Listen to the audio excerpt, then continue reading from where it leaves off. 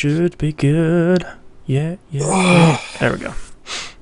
I had an appetizer. It was stuffed banana peppers with Italian sausage risotto, Ooh, like stuffed, Ooh. hello. coated in Asiago cheese. It was amazing. Oh, man. But damn, it was spicy.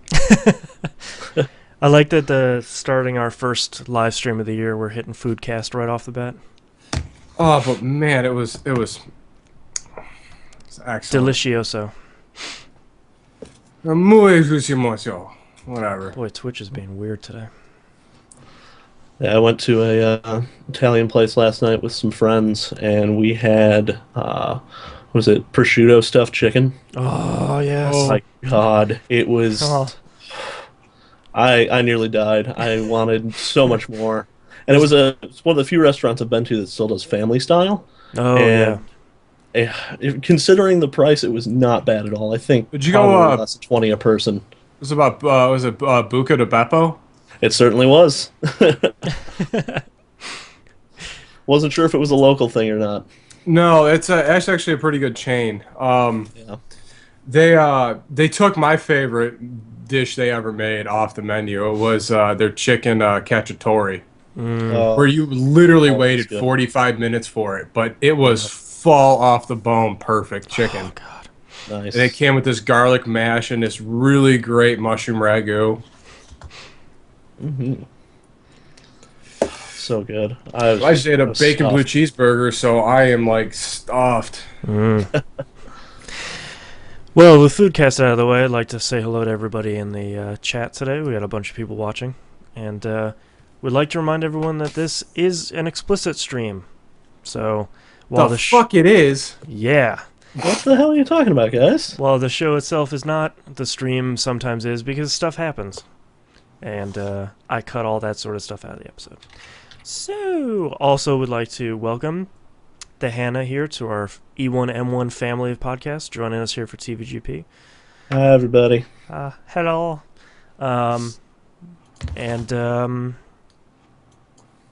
Nothing for you, Knobs. I was gonna make faces. I don't. And a Happy New Year to everyone.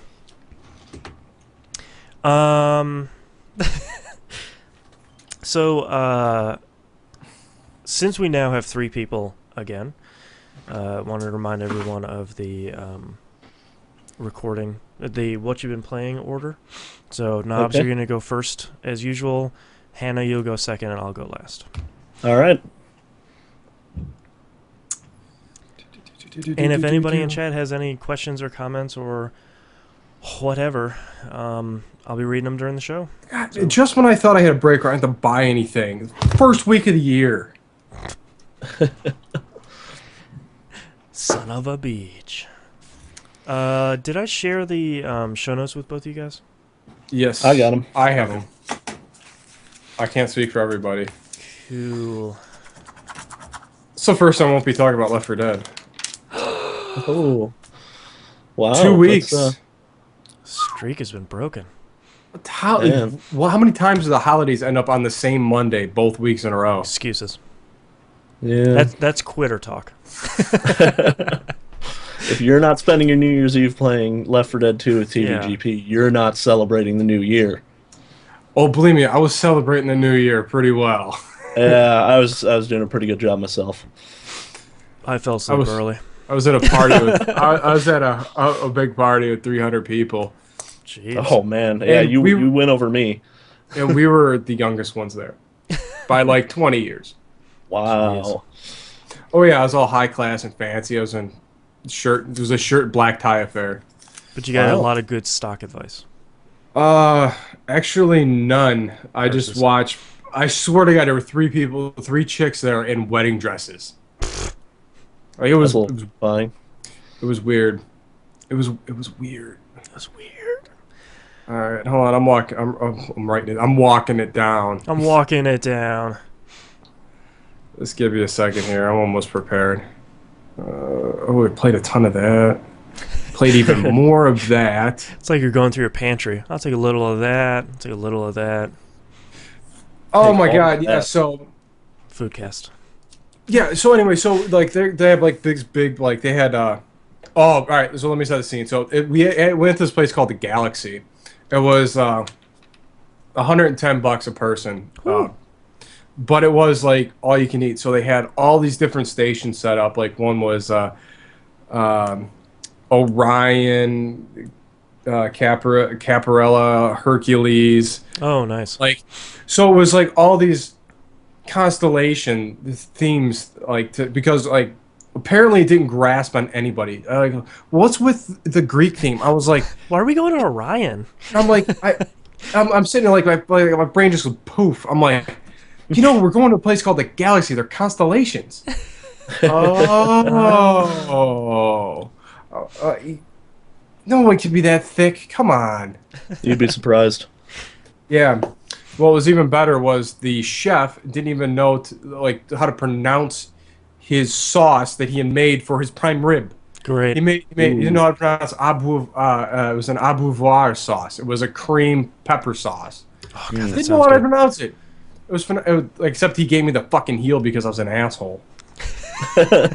Oh man. He was like, so brutal. he's cutting all these people. He's nice center cuts. He sees me, and I was like, I'm the one that asked him. It corrected him on what the sauce is called. He goes like this, flips it around, cuts the heel off, and throws it on the plate. Oh, Jesus. Oh man. I was like, really?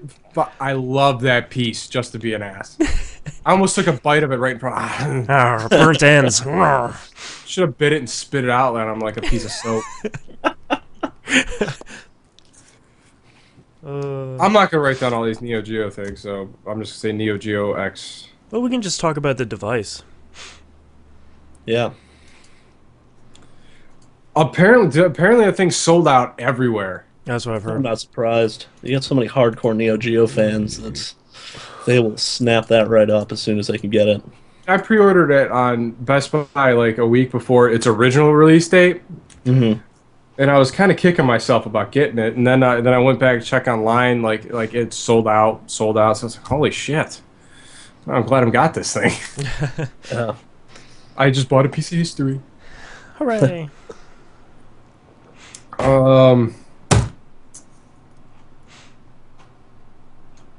I'm racking my brain. I can't think of anything.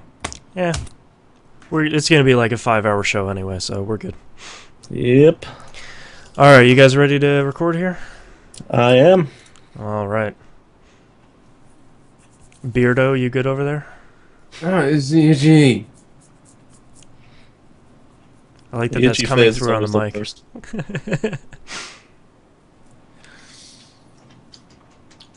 You should get a brush. I'm a Dapper Dan man, damn it. I don't want fop, god damn it. All right. Knobs, you ready? Sure. Sure. All right, recording in 3, 2, 1, record.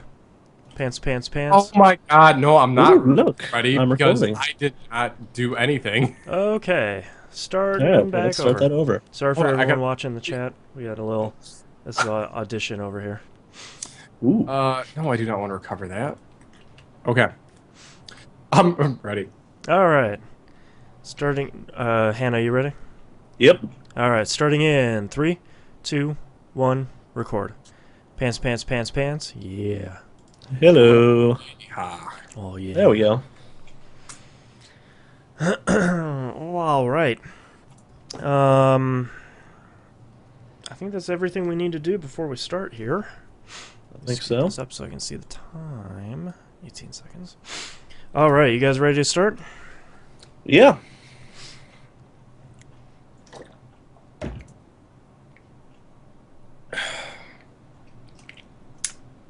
Yep. And starting in 3, 2, 1. Welcome back to another episode of That Video Game Podcast. I'm your host, Boston. Over there's Knobs. Happy New Year! Happy New Year. And joining us, our brand new third chair. I'd like to welcome to the show, the Hannah. What's going on, people? The Hannah's going to be joining us as our new permanent third chair here. He will, though, be joining us here for about a month and then moving to a different locale. So, Yep. going to sort of be a little bit on and off there for a little bit. But welcome to the show. Welcome to the family. send your hateful emails to tvgpfans@gmail.com. Well, I'm just happy to be here, so it's gonna be a good time. So the only announcement I have is there's a new episode of Picking Up the Pixels out now. So go check that out, pickingupthepixels.com. Oh, I got one. Yes. Monday night game night will resume because we have no holidays the next 2 weeks, so we're good to go. 10 p.m. EST, be there. Top of the show tonight. I need to put that on. Also, the newly redesigned TVGP website. Go see it at tvgp.tv. It's different. Yeah, I saw that. It's better, and it's extensible this time, so I don't have to write it by hand again. Don't have to hunt for the forum button. Yeah, exactly. There's 2 forum buttons now, and I will eventually put the all of the information about Monday Night Game Night on there. We should make the forum a pop-up on it. Probably. It's a modal window in the middle of the screen. Join now, or no, it opens up. Congratulations! Congratulations, you're the 1,000th visitor. You get a free subscription to the forums. Yay! All right, so for everybody listening at home, break down the fourth wall here a bit. We have been off for about 2.5 weeks. Those last 2 episodes were pre-recorded and not in front of a live studio audience. So we're going to have a lot of catching up to do, so let's get started with you, Mr. Knobs. All right, so I played a whole bunch of a few games. All right. Well, first off, before we get started, my Neo Geo X Gold thing came. So I've been playing a lot of that, pretty much sitting down watching TV and trying to playing that like a very intensive, very accurate button scheme games while trying to concentrate on Game of Thrones was not a good idea. Especially probably when I was playing one of the most evil puzzle games I've ever played in my life. Which one? I think it's called Puzzler. Oh. A big reach there for whatever it is, but the puzzle game. It's a Tetris style game where you have like things like it's always got a pattern in it that you have to clear out. Usually blocks you got to clear 2 to 3 times before they disappear. Oh wow! And then you have your little aircraft at the bottom. Usually it's either a dude in a blimp or a chick in a balloon. Whatever it is. This game is evil. The speed ramps up every, I think, 10 Tetraminos. Oh, wow. Oh, wow. Which is completely unfair because it starts these blocks like 4 things down that you have to start clearing like immediately. Holy crap. And brutal. It is so fast, and the little clicky thumbstick is not very quick. Oh, yeah. Do you have the device right there? Yes. Yeah, hold it up for a camera for those that are on the live stream watching the. Oh, There it yeah. is. Look It's at that very thing. fancy, sir. Shiny SNK logo. On the back is this nice rubbery. Ooh. The device is extremely light. It doesn't feel like you're holding a giant piece of hardware like the whatchamacallit, the PSP, where it feels hefty and well built. Not saying this doesn't feel well built. This just feels like you're not going to get exhausted holding it. Right. It's a good wide. It has a big wide screen. If you can see on that, the Neo Geo there. The shoulder buttons do change it to its native resolution, 4:3 resolution, which I prefer to play in mostly. Hold on. Okay. That game, I don't know if you can see that. Puzzled is a nightmare.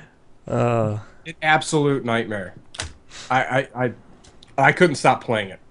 Deceptively simple name, too. It is, I don't know, just because I refuse to let that game beat you. You're building your way up this tower in this game. So you have level 1, which is 10 stages. And it was a disaster to get through them. And you get to level 2, which you figured ramp the difficulty back down and build back up. No, it keeps. I don't even want to get to level 3 because I will break this thing over my knee. Your Neo Geo just burst into flames. Yeah, it should just explode. You know, you beat level 3, the device will explode in 30 seconds. Yeah. But yeah, I did find there's got to be every original fighting game ever for the SNK and Neo Geo Every ever thought Sam Show game on there. King of Fighters. There were things that were King of Fighters games. I don't even know were King of Fighters games. There's a side-scrolling beat-em-up King of Fighters game. Oh god, I would so play that. There's a wrestling That was a thing King of that Fighters happened? game. Wow. Like it's 3 count King of Fighters edition. Wow. Like, it's like, you gotta be kidding me. And the wrestling games are really hard. But you know One what of the is hardest things I've ever played. what is nice is that you got that device and it has rare games. It doesn't have like 8 versions of Bust a Move and then, a couple Samurai Showdown games. It's like hitting the deep cuts. Oh, it actually has pretty much the cherry-picked ones people wanted, which is really cool. Nice. And the game that came with it, well, I think it was, let me pop it out here because I have no idea what it's called. Ninja Masters is a fighting game. I had no idea it was even a fighting game. Sorry for everybody for that. I couldn't help it. There's no stopping that one. Yeah, I had no idea. I thought it was going to be like a side-scroller game. The side-scroller Streets of Rage style games are a lot of fun. I have forgot there was a couple Xenophobia games where like the top-down, Yeah. like Zaxxon style shooter games. I love those games. And same thing with I'm the sides. terrible at those. I am too, but I love them. And the noises, well, you guys got to hear that when I came back up from my little break. Of like the old arcade style, like the music and plus start now. Yeah. Like stuff it's just awesome. I miss all those sounds, and everything's just perfect. Is the emulation's good on it? I mean, it's just arcade perfect. Nice. Every one of them. Oh, Good. Only thing is when it's in its docking station, it looks like the Neo Geo thing. Mm-hmm. I'm not a fan of the big arcade stick because it feels yeah. old clunky ones, which it totally is. Yeah. Because it's all original SNK parts. Oh, interesting. So everything's real clicky and the buttons are real clicky. I like a good like press, like a Hori button. Yeah, yeah. But Button Is that- aficionado over there. I don't know. Visit my website, buttonaficionado.com. It's gonna be an arcade thing, but it is what it is. It's what they wanted it to be, so Yeah. I can't complain. Well, it's nice to see if you want that SNK experience. It from soup to nuts, you have the whole, even the stupid clicky buttons and stupid clicky. Oh yeah, everything. that whole experience is there, and playing Baseball Stars 2 again is just one of my favorite things in the world. Oh, yeah. The game is so loud. is eardrum bleeding loud. Just, Baseball Stars 2. I was like, the inning changed. I know what game I'm playing. Stop it. But yeah, so I'm playing a whole bunch of time on that. I played some more Persona 4 Golden. Mm-hmm. Still stuck in the same spot, and I can't even decipher. I'm so far lost on the timeline. I've totally missed it. I don't know where to go back or where to find the bathhouse at this point. So I'm still rooting through that. If anybody's got a good guide, because the ones on GameFAQs suck. I don't want to look through them again because they make no sense. To me. We'll talk offline, and I can point you in the right direction. Thank you. One of the games I played an absolute crap ton of during our little break is Borderlands 2, and I've officially conquered that game up until I'm maxed out at this point. Jeez. Yeah, like I just kind of hit a sweet spot in that game where it was really fun just running around killing stuff. Yeah. Just finding legendary weapons and then going back through. When you go back and start playing the other characters, I think once you play through the game once and start a true Vault Hunter mode, rare drops on lower level items come a lot more frequently. I had remember Boom Boom? Yeah. Pretty much one of the first bosses you fight. I had him drop the special package rare grenade drop, where it spawned 8 trial grenades, and those spawned 8 trial grenades. Oh, I got that once too. I think it's awesome. cool. That sounds Oh, yeah. intense. It's just Yeah, grenades. Everything dies on screen. But I do tell you what, man, there are some amazing. The grenades in this game are probably my favorite thing ever. Mm-hmm. I have I had my class set up to the point where I can carry 13 grenades, and I have a class mod that allows me to carry another 4. Oh, man. Boom. So just raining death down on everything just from Oh, grenades. It's like my favorite thing ever. Some of them are just amazing. Like the singularity. Oh my god! What it's like E equals oh my god OMF. or whatever it is, OMG, whatever it is. I can't not good with those things. Who's in it? But it sucks everything in as a singularity, and then arcs out to everything in the singularity, and then blows up. Oh wow. Ooh. There's another one where it actually shoots barbs out into every spot and get, and then arcs every back to the singularity in the middle. Holy crap. Or the one that rolls like a spinning daisy and spinning off little grenades. And I got one from the surfacels in the Crater of Badassitude where it's a Bouncing Betty. This is the only reason why I got the Bouncing Betty thingamabobber Challenge Mahoozit. done. Because it bounces, and as it's shooting out, it's rotating like a Gatling gun. Like Whoa. each grenade that pops off is shooting everything around it. It does Ooh. 15,000 electric damage on everything it hits Wow. per That second. is... Oh. Ooh. That's ridiculous. It's madness. But yeah, finding legendary weapons and whatnot are just an absolute riot. I think Borderlands 2 is the only game I don't think I played at all over the break. Yeah, same here. I haven't popped it in a while. I just like I hit that, you hit that spot in the game. You're like, all right, I got to keep doing this. I'm going for everything. Yeah. Jenkins was an absolute nightmare until you realize there's a trick to it. Oh yeah. The Yeah. Pro tip is do not pick up that audio log in the wildlife preserve and just respawn. Yep. He doesn't pop, just respawn because once you pick that up, he stops. Popping 4 miniature guys out of those boxes. It's in the wildlife exploitation preserve. Yeah, once we did that, I think I got him. I think we farmed him for like half an hour until I was like annoyed with the world. Yeah. Then I went back later and got him the second time. I'm like, Yeah. son of a suck. And that was after trying to farm opportunity for 20 hours. I farmed that and didn't get anything. That's where I got it, and I think I only farmed for an hour and change. I farmed him. It was 3 6-hour chunks. I farmed him. Jeez. I was just. Oh. I got really good at killing things real fast. With that, like it's pop, pop, pop. Knew who everybody was. Like I was milking like some of the long distance shotgun achievements. Yeah, Just yeah. It's come like pop, pop, pop. Okay, open, open, open. Go to the next one. Pop, pop. Go to the next one. Open, open, open. Yeah. All right. Yeah, you really sort of get to a point where you can just turn your brain off completely and just go through the motions. I turned on Groove Shark and just had music playing while I was going. Just wasn't concentrating on the thing. Yeah. Another game we played an absolute ton with was Seven Hender, like my new BFF for DOA and Borderlands. We played an absolute ton of DOA 5. I have completed all the training modes for all the characters except for Alpha because I haven't unlocked her yet. I guess you need like 200 titles to unlock for her. I hate that they did this thing for this. That's the only thing I don't like about the game is the unlocking titles. Yeah. You can't milk the same arcade mode to unlock costumes. You got to keep graduating, getting up harder and harder and harder. Oh, okay. Unlock more costumes, which is gonna suck. Yeah.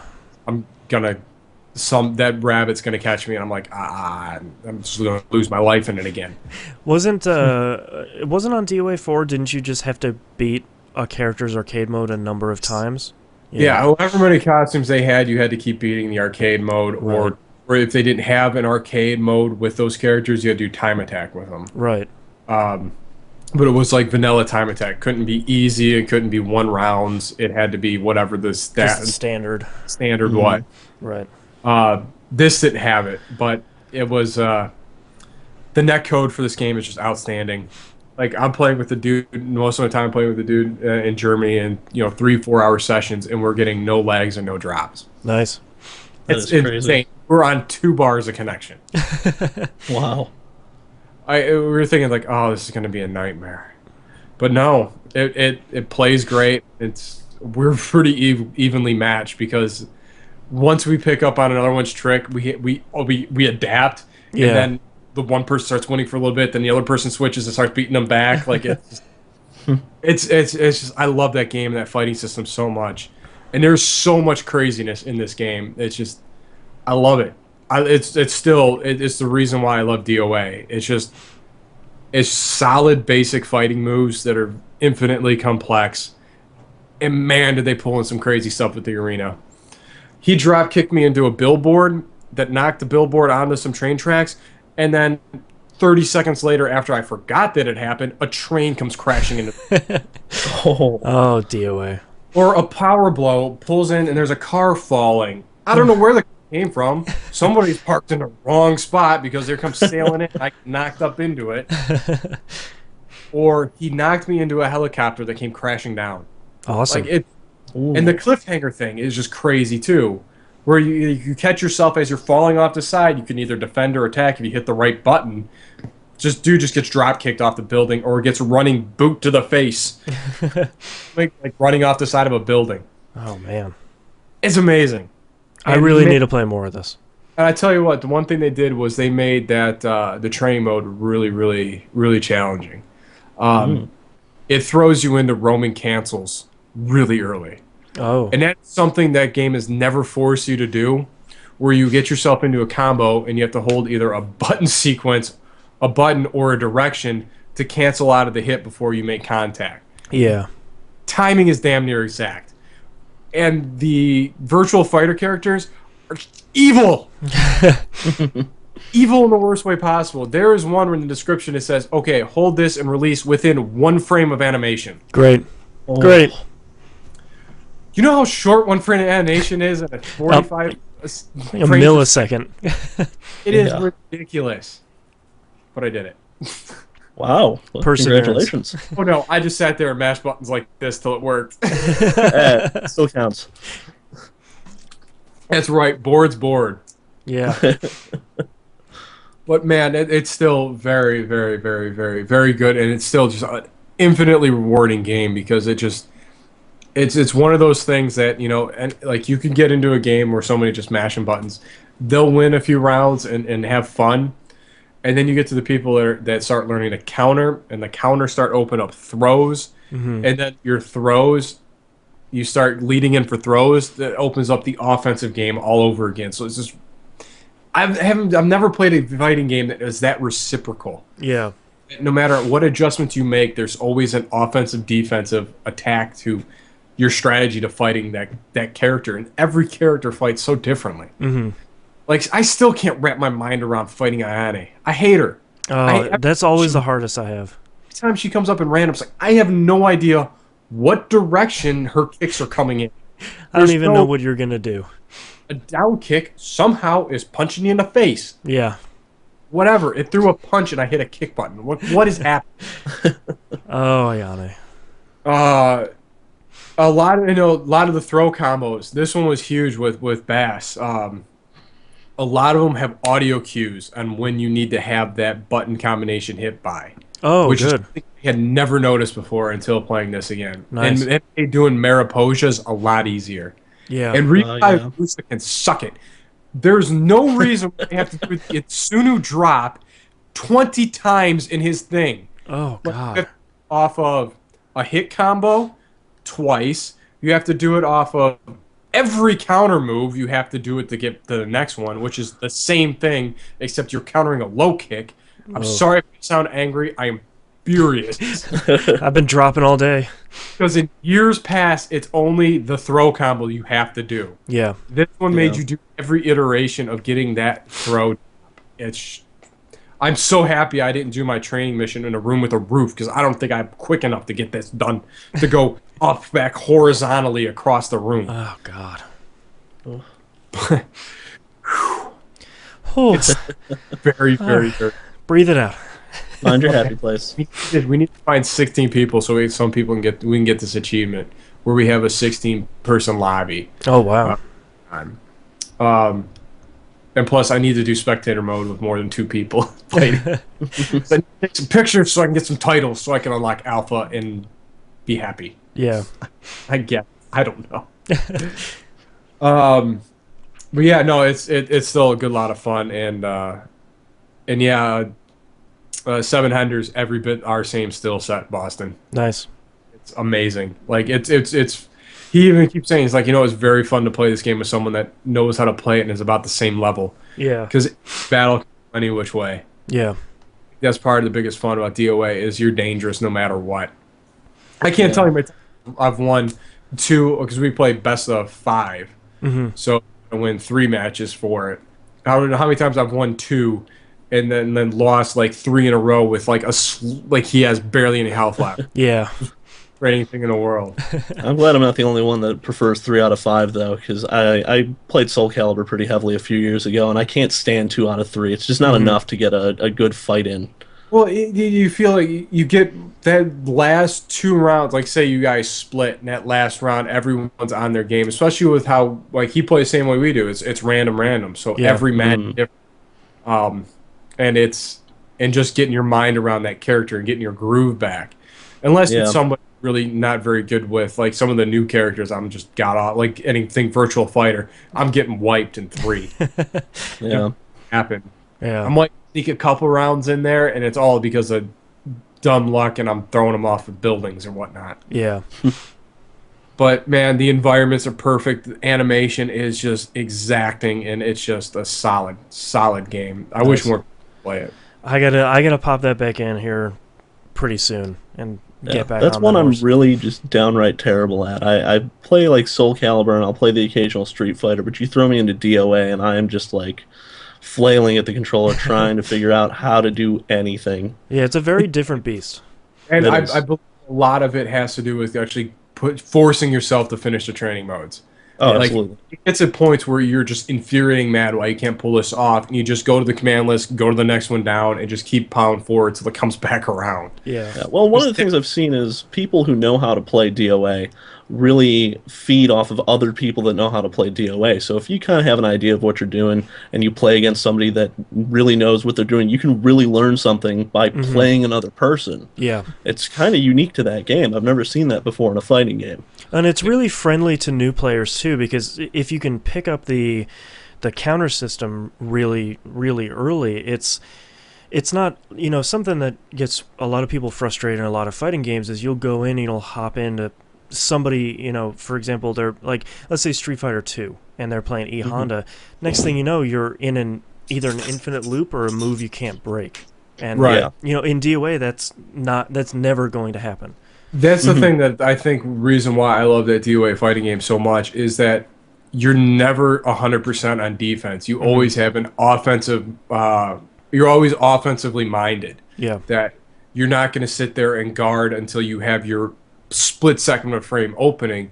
But as you're guarding, you're trying to catch and move that momentum back out Yep. towards the opponent, and usually in spectacular fashion. Because there are a few games that capture holds as beautifully as DOA does, because they're brutal and beautiful to watch. And Yeah. it's the best thing about DOA is always that tug of war that you were talking about. Even if somebody is really getting you into the corner, you just have to find your moment or wait for them to get a little too greedy and then counter it and just turn the tide of the battle. Well, even even the counter where, like, if anyone fights me, they're gonna learn one thing: you will never sweep getting up, Nope. because I will He catch always it gets you. 9 times out of 10. I will catch that move. Yep. And then he started mixing up because you can kick high, low, and medium.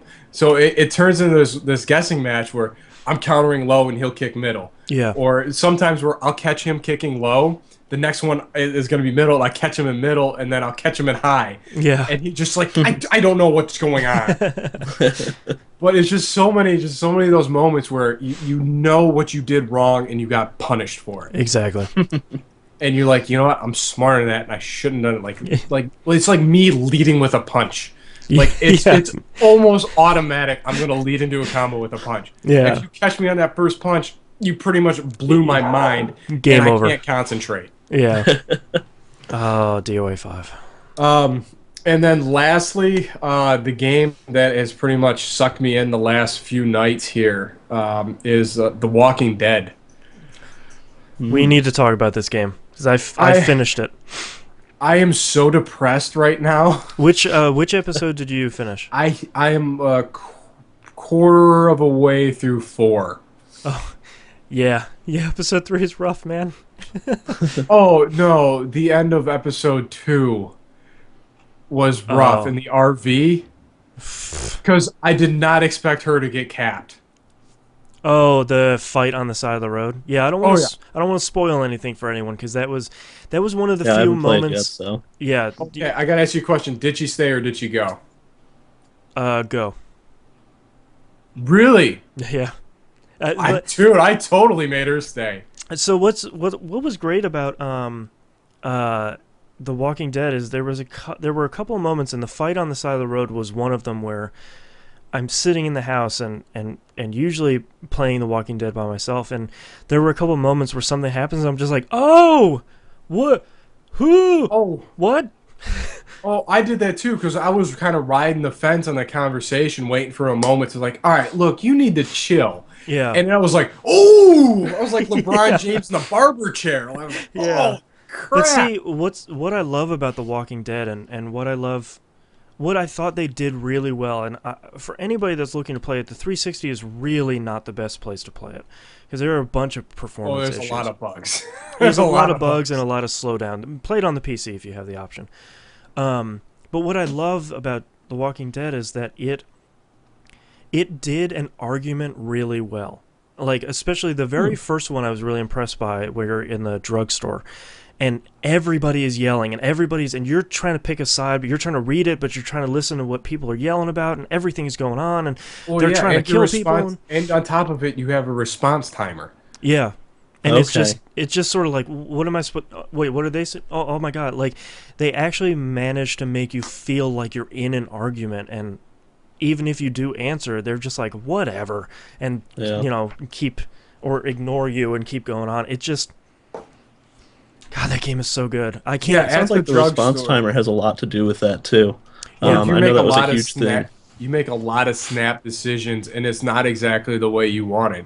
Right. Now, Yeah. the thing that I've really enjoyed is you really tailor your character lead to how you would respond to things. Mhm. It's not like Mass Effect where you set the controller down and go out and go take a pee, but it's your your choice is so quick.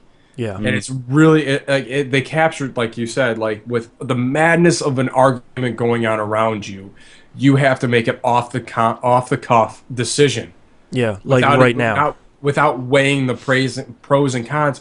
And sometimes you think you said something you would align yourself with someone else, and they are pissed Yeah. Mm. at what happened. Yeah, or you're hoping like maybe I'll just take the middle ground, like everybody be calm, and then you have like four people yelling at you. It's like, no, why don't you make a decision? It's just like, what? Hmm. Yeah, This But- game, it. I would like to say it probably would have been my game of 2012 after the ending, and I would also like to say this is only the second game that's made me cry. And I was Wow. crying like a baby at the end. Oh, come on. Now I have an idea what's going to happen. It's rough. I can imagine. You know what's Because you- there are parts in there that were rough already. I totally called that thing that happened in the house before, like, the second he walked away. yeah. I knew, I was like, dude, that dude is. Oh, Yeah, oh. it's just we'll have to do a spoiler cast when it's all done. But the end of that game like is soul crushing at one point, and then at the other point, I just cannot wait for season 2 because there's a great teaser at the end of that game after the credits where I'm just like, what? But what? What? Who? What? Oh, That, and it was nice to see Glenn, too. yeah, Like, I thought that was a nice little touch to, like, especially early in the game that you're like, oh, I know Glenn from the show. Mm-hmm. And I was like, oh, he can't stay here. He's got to go. I know what he's in for. He needs to get moving. yeah. I can't believe how good that game is, and once it gets its hooks into you. It's amazing that someone has finally figured out how to write a story in games and how to write characters, because I care about each and every one of those characters. And Nice. what do you mean? There's a few I could care less for. Yeah, but I feel like that's because of how you've tailored your story. Yeah. You know, there were a couple people where I'm like, I don't really care, but by the end, it was just sort of like, all right, yeah, you got to come along because you're part of the crew now. You know, like I have this relationship with these people, this emotional connection with them. And that's This another game- thing. Like, Oop, oh, go ahead. No, go ahead. My question was going to be, does this game have any sort of real major tie-ins to the show? Because I don't watch The Walking Dead. I kind of got sick of zombies about 3 years ago. Um, if I were to play it, would it be something I'd need some prior knowledge to? No. Mm-mm. Okay. No. No, I mean, that's the thing I think they did really well is they made it of its own universe in the canon of everything else. yeah. Like this Okay, could so stand up on its own. Yeah. That's good. Yeah, I think that's one thing that was keeping me from it was, well, I kind of want to get into watching The Walking Dead, but I'm not big on gore, so I don't really want to spend the time to watch it. And Yeah. the game's really good, and it's one of those pieces where you're like, when you start seeing this game on Game of the Year lists, you go, well, maybe I should check it out. Yeah. Yeah. And it was always on my radar to play it, but in the venue that I'm doing it now, where it's in collection of everything that's on. Yeah. I'm one of those people that if I'm gonna watch a TV show, I want to marathon it, Yeah. just like I did with Game of Thrones. And I cannot believe how good that show is. It's shocking. See, what I'm a part of why I'm so excited about season 2 of The Walking Dead is I really liked playing all 5 episodes of the first season all at once. But what I really look forward to, and like that was one of the life's biggest bummers to play it all in once. Like I wish I would have finished an episode and been like, I'm gonna go like watch a YouTube video of kittens for a while. Like I'm just this life sucks. This world blows. Oh, I feel man. terrible right now. After, oh man, the farmhouse, I was relieved to get away from it. Yeah. And then what happens on the road, I'm like, oh, Episode 3. on. Episode 3 by far is probably the toughest one. It's so tough. But what I'm excited about for season 2, The start of 4 was no picnic. well, yeah, wait until 5. Oh, But what I'm really excited about for season 2 is I want to play. I almost want to play it as they come out, especially for those sneak previews at the end, where it's just what's gonna happen next time? Now we gotta wait for like a whole month, and then like the anticipation to be like, oh, I can't wait to hear what's happening with everybody. Like that's gonna be part of my excitement for season 2, and I hope they do it like I would like it to come out like tomorrow because that would be great. yeah. That's it just as much as we applauded like Mass Effect 2 and Mass Effect 4, it seemed like making meaningful decisions. I think this took it to a whole nother level. Yeah. Like it felt like everything you've done in this game carries weight at some point. Yeah. Might not pay off right away, but at some point it'll definitely that pay off. That decision's going to come back to haunt you. Yep. Oh boy. and the great thing too is so Giant Bomb did a really good series of articles. I'm still waiting for the 5th article called Faces of Death. And they talked to the developers behind The Walking Dead, talking about like, well, why did you design this sort of thing? Like, what were you thinking about for these decisions? Like, what do you think you've done better? And those articles are fascinating because they go through. There are a couple decisions in the game that are completely out of your Control. Out of your control. There's almost the very first big one in episode 1 is of a special note. But it's interesting to hear them say, like, we wanted to tell a story, but at the same time, we still wanted to give the player enough agency to say, well, even though the big story beats were the same between everybody, who did it or who was involved in it or, who, that was almost a spoiler, like who is involved in everything is really the player choice, and how you shape Lee as a character is really your choice. Because, I'm sure at the end of the game you can make Clementine hate you. Oh, I can easily. imagine. I could only imagine just from some of the quotes that come up, like after you make a decision, Clementine really appreciated you doing that. Yeah. Or she really appreciated you looking out for or checking up on her. Right, exactly. And there's like, at then like after I noticed that, probably about halfway through 3, was when it turned out that, what are you doing? Crazy dogs. Was that I'm sitting there thinking, I was like, there are a lot of opportunities I could have chosen just to ignore her. Yeah. And just to and be like the adults are talking. One of my favorite things about she goes, I don't care, just go sit over there. Yeah. I wasn't talking to the dogs, by the way. But no, it was like, oh man, like the one thing I loved is if you sit on the fence, things are gonna go the way they would organically if Yep. you didn't do anything. Yeah, especially if you pick the three dots for your answer. Like I've never done that. I I love that only that's an option though. I only Yeah. did that in the like one of the intro parts in episode 1, and I think that very first character when you're in that police car like yells at you, he's like, "You're not gonna say anything?" And I was like, "Whoa, okay, I'll sure." Oh yeah, I love listening to conversation, and that's one thing this game does amazingly well. That it felt like every reaction was warranted in some level. Yep. And my favorite things that I read in one of the not really a spoiler, but the thing if you with one of the characters' kids, it is if you ride the fence the whole time, that thing will wipe you out. Yeah, I did read that. Yeah, Like if I was like, I never thought that would even be an avenue it would go because Yeah. it went so horrifically wrong when you're trying to do the right thing. yeah, if you don't make a decision, it goes wrong for everybody. Yeah. Wow.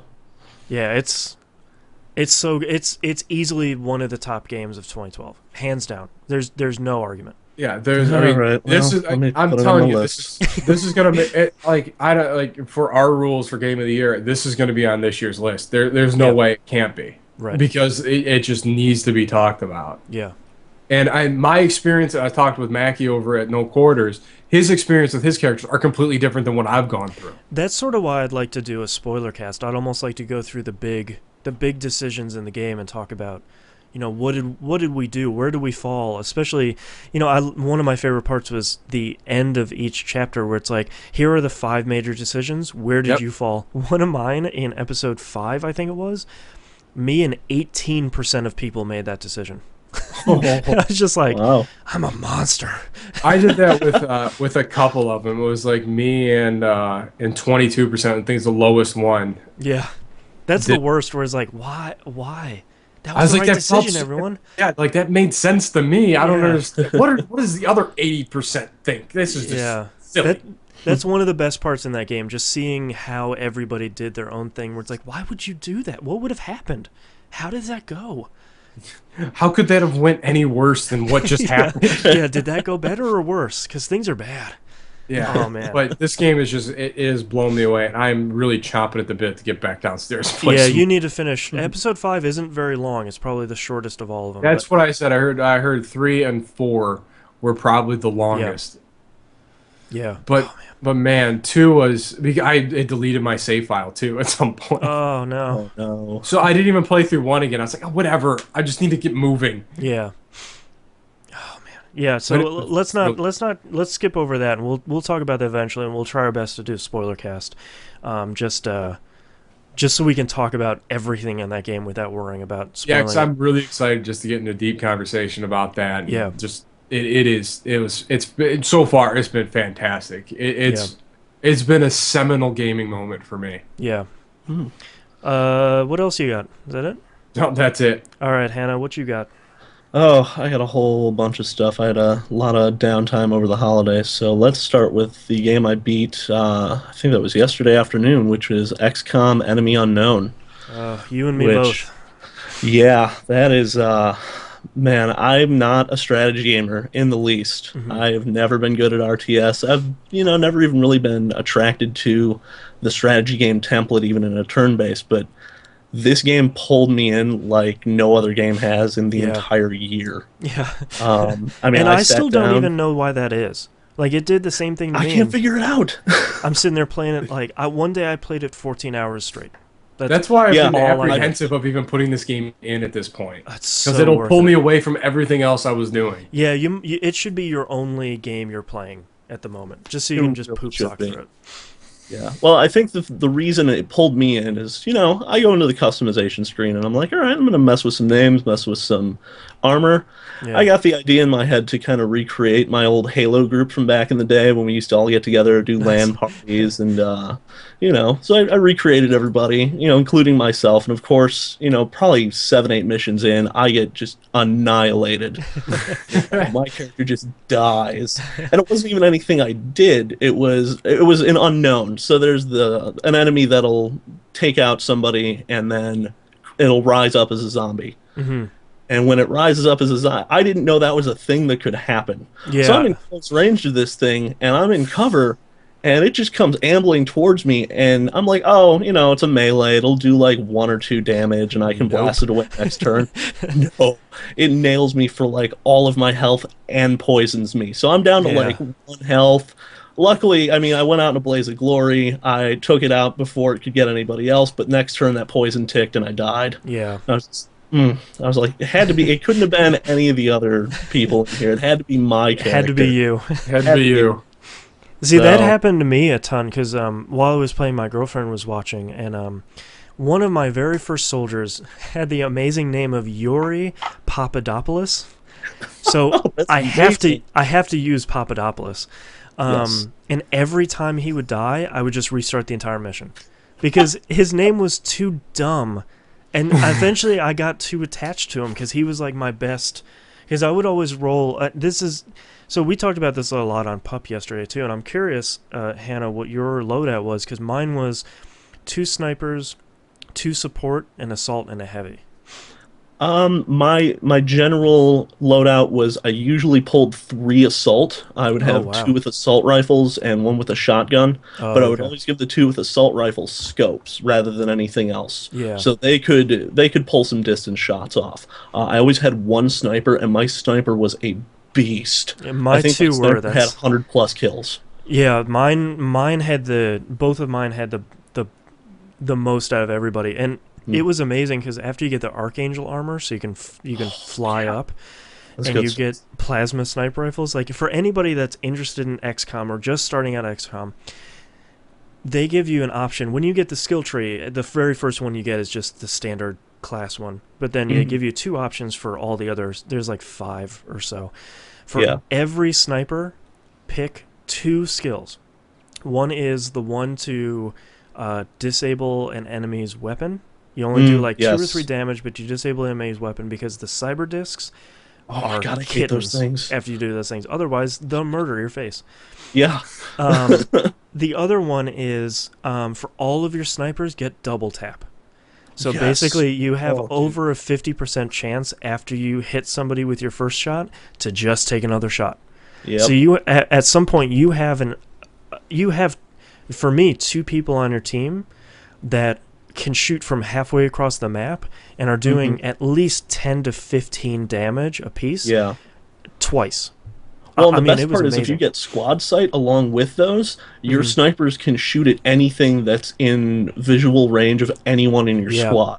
It's so And good. that's just it feels overpowered. It felt like I was cheating. And it was awesome.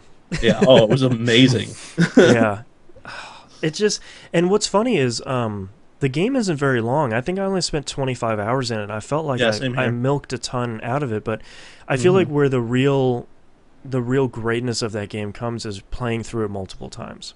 Yes, and that's where I'm at now. I just started a new game on normal, and it's an entirely different game. I played the first run on easy because I know how I am with strategy games. I get very frustrated. I tend to walk away from them and leave them just abandoned by the side of the road. Yeah. But this one, I think because I did start it on easy and I got the idea of how all the skill trees and the research trees and engineering trees work together, Yeah. that I can go into a normal gameplay now and really have a blast with it, even if I'm getting annihilated. Yeah, I played the whole game on normal, and I really like strategy games, especially turn-based ones. So it's even at some points it was still really hard to say, no, I can't rush into this. I need to just move from cover to cover.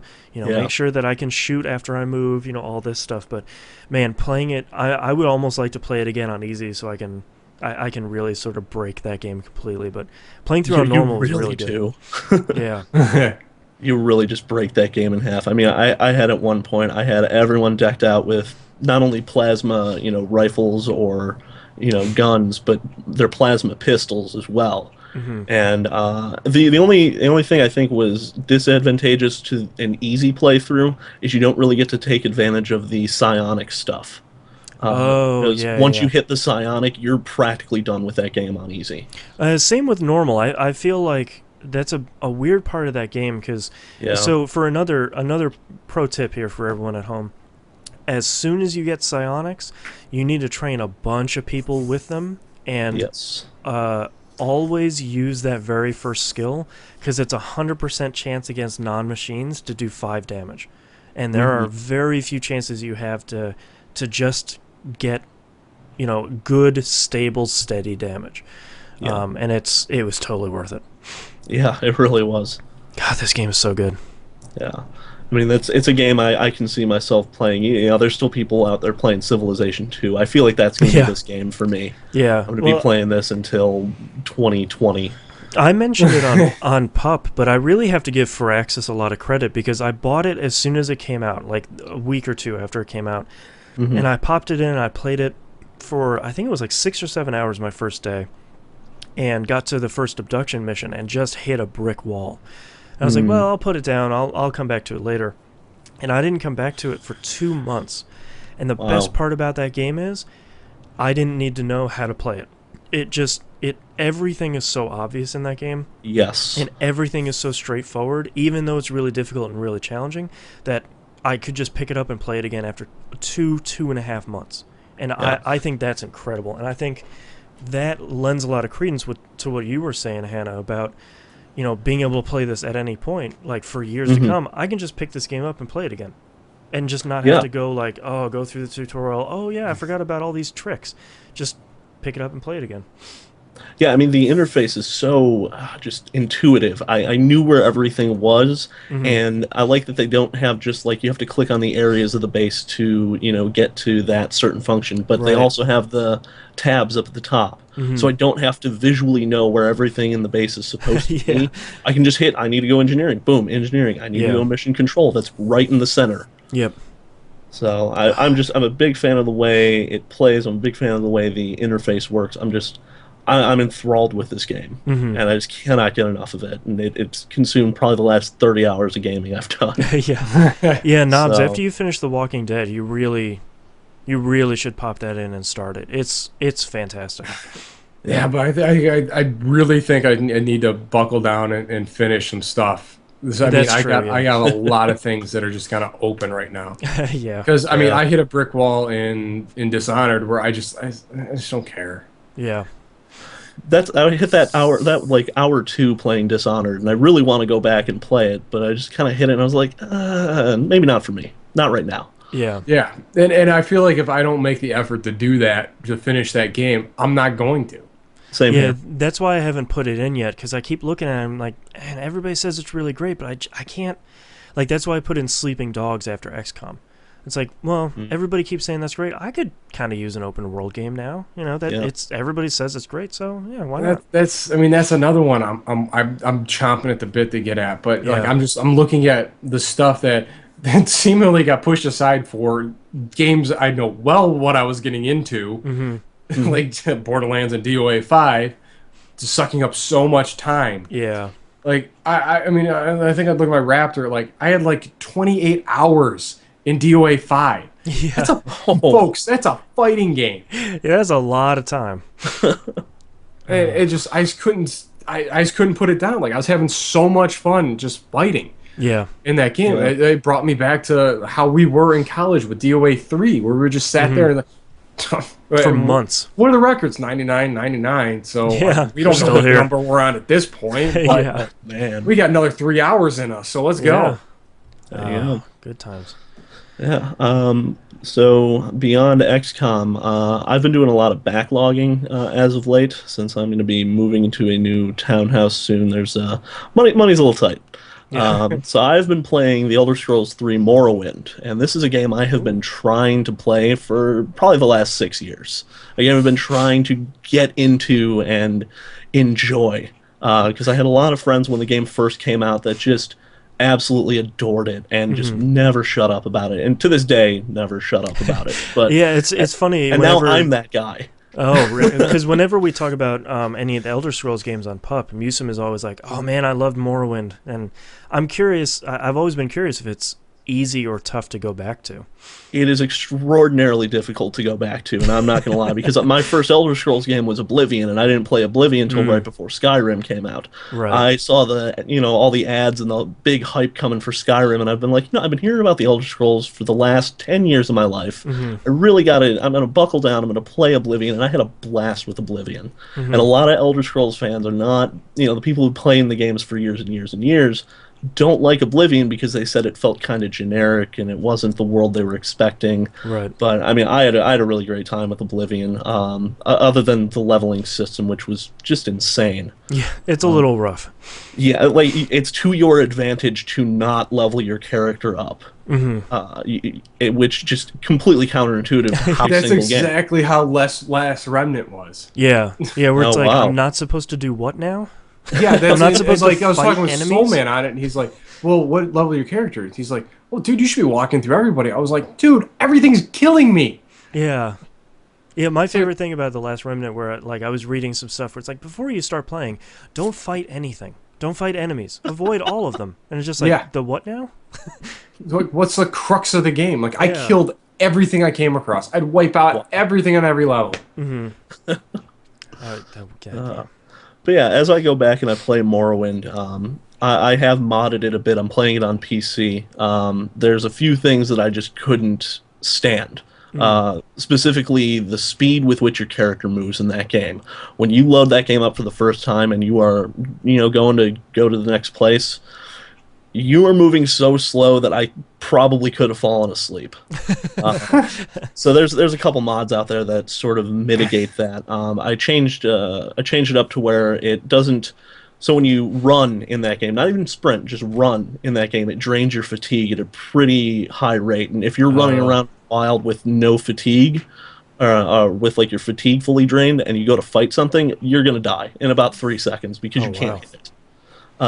So I installed a mod that if you're running, it doesn't drain your fatigue, it just decreases the rate at which it regenerates, which is exactly how it was in Oblivion, and I think is the smarter way to do it. Yeah. It's not traditionalist.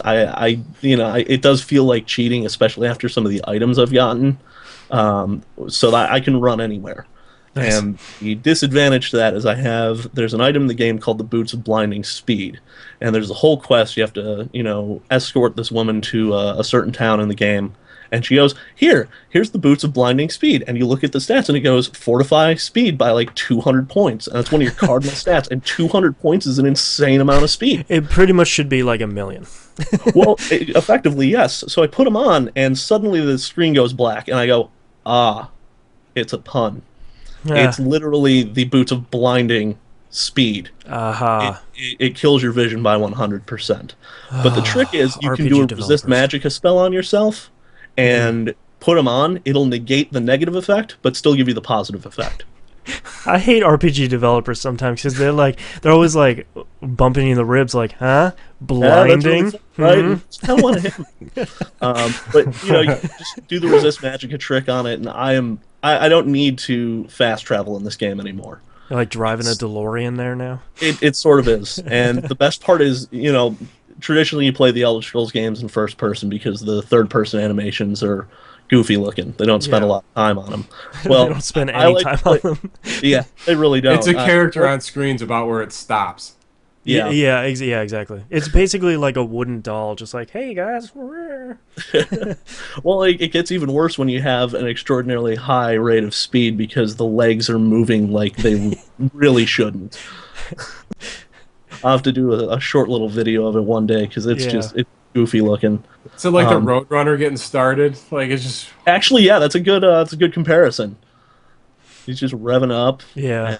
But yeah, that game I actually ended up starting a new character because at this point with the mods I had installed and all the different stuff, it kind of lost its luster. So I sort of started a new character with some adjusted modifications and going to see how this one goes. And I'm going a magic-based character, and I want to see how the magic system holds up in this because before I was just archery and swordsmanship. Right. So it would just be walk through, kill everything, collect loot, etc., etc. Yeah. I mean, I'm starting to get why everyone loves this game so much, and despite its really obvious age, I mean the graphics are really dated, but Hmm. once again, there's a mod to fix that. Yeah. You know, the only thing that really sticks out once you've modded this game to the point where it looks good, even by modern day standards, is the lack of voice acting and the Mm. animations. There's not a whole lot you can do about the animations, though. Yeah. Um, but the lack of voice acting is really the only thing that kind of makes you realize, oh yeah, I'm playing a game from about 2002, Hmm. and I'm reading everything, and there's so much text in this game. I mean, Yeah. it's walls and walls of lore, and Literal pages in books of lore. exactly. And Yeah. if you and this is when the Elder Scrolls games were rolling with the idea of, well, we're going to make it really tough for you to figure this out, so that you spend a lot of time just roaming around in the world trying to figure this just out. just looking around. Exactly. And Yeah. I've been probably at that point for a good 10 hours, and I'm looking forward to rolling up the new character and seeing what I can do with that. Yeah. Um, Yeah, other than Morrowind, I've also been playing The Secret World because that went free to play, and I've been keeping an eye on that for probably the last 6 months. I think Amazon had a sale on it, so I grabbed it for about $15. This is that like modern day MMO, right? Yes, it's Yeah. kind of based all in the. So it's a modern day setting, and it's got a lot of like Cthulhu-esque mythos to it, Mm. but it also falls back a lot on conspiracy theories for the lore. Um, it's pretty fun. I haven't had as much fun as I had anticipated with it. I was kind of thinking I would get way more into the story, but it's sitting at a weird place for me Mm. because I know what I played World of Warcraft for a good 3 years, and that was pretty much all I did for those 3 years. Yeah. And I'm just wary of MMOs in general, and I don't want to get sucked in too much. Um, but a lot of the story stuff is really fun. They introduced like the concept of repeatable or daily missions in really early, Mm. whereas World of Warcraft you didn't get a lot of those until you hit like end game content, and it was really Right. just prep for the raids. Right. So the big thing that I do like about this game is the horizontal leveling system. There are no numbered levels. You Hmm. don't ascend to level 10 and get a mount. You get skill points and ability points, and you spend those to raise specific skills and abilities. Hmm. So when you start out, you pick whatever weapon you want. You want to roll with handguns? Cool, go for it. You want to roll with a shotgun? Awesome. You want to run around with a sword? Even better. You get to pick in the end. I believe you get to pick a total of 2 weapons and spend your points, beefing up your skills in those specific weapons. Hmm. And so you have 3 factions. You've got the Illuminati, the Templars, and the Dragon, which is kind of based off the Chinese triads a little bit, Oh, okay. sort of the Oriental faction. And I had to go with the Dragon because I just Of love course, they their got really cool tattoos. well, That's true. Yeah, that's true. it's a no-brainer, but they also have the Illuminati's like, well, we want to control everything, and the Templars are like, well, we want to control everything, but we want to make sure it's just and right, and the Dragon's like, we just want to make stuff happen. Yeah. We're gonna, We just want some money. we just want some chaos, and yeah, we're gonna make that chaos happen. Yeah. So I was like, yeah, I can get behind that as a game mechanic. Let's see what this does. And so far, I've had a blast with the random missions. Are like, you'll find an Illuminati like cache of like secrets, and they'll be like, well, the problem with an Illuminati labyrinth is that it always leads somewhere. And I Yeah. thought of that, and I was like, huh, that's a good point. Because I feel like if you had a chaos creating thing, you'd end up in a labyrinth and you'd get to something. It would just be like, haha, no, there's nothing here. See ya. Good luck getting that. And that's been a lot of fun. But I think the thing that's keeping me from it is having people to play with. I don't have a lot of friends in the world, so it's basically a single player game where I happen to be surrounded by a bunch of 12-year-olds. Right. And I'm at the point where I'm kind of like, yeah, it's nice to know what's going on in the world, but I think I'm gonna shut down general chat because I don't need Yeah. that. But maybe we can do some forums assemble now that it's free to play and Yeah, I mean, get a it's TVGP so guild going. Yeah, there you go. Well, they don't call them guilds in this. I believe it's called cabals now. So Even Oh, better. even better. That's amazing. I mean, man, if you're gonna go with it, just go all the way. it really, I think that's one of my favorite things is they really go all out with the themes. Yeah. They really have married into this. They're not slowing down. It's not like, oh, you have a guild. It's like, no, this is your cabal, Yeah. and you guys are gonna meet up and you're gonna do cabal things, and it's gonna be great. Oh, that's Uh, pretty awesome. yeah, and that's just, I really, I think that's probably one I'm gonna load up when we're done here. But yeah, other than that, it's been a lot of just smaller stuff. Those are the three I've been playing the most of. Mm. But on a regular basis, I play a lot of You Don't Know Jack on Facebook because I still hold that to be the example of what every Facebook game should strive for. Yeah. Uh, New content every week. It's not married into the Facebook system, so you're not sitting there buying Facebook credits or what have you to play the game. Hmm. And you don't have to pay to play. You get one free play per day, and you get some really entertaining comedy for about 5 minutes, and you can go about with your day. Yeah. And the social features make sense. The asynchronous multiplayer that they've enacted in this game, it effectively makes you feel like you're playing against your friends in Mm. real time, but you're not. Hmm. So you have, your friends will play an episode, and then you'll play that episode, and you'll see two or three of your friends in the list, and it'll keep tally of when and how they answered. So you can answer a little earlier than them, or because all the points are based off of when you answer. So you got a 20-second timer, and it counts to the second decimal point. So what you move that decimal point over, that's how much money or points you've gotten. Oh, okay. So the quicker you answer, the more you make.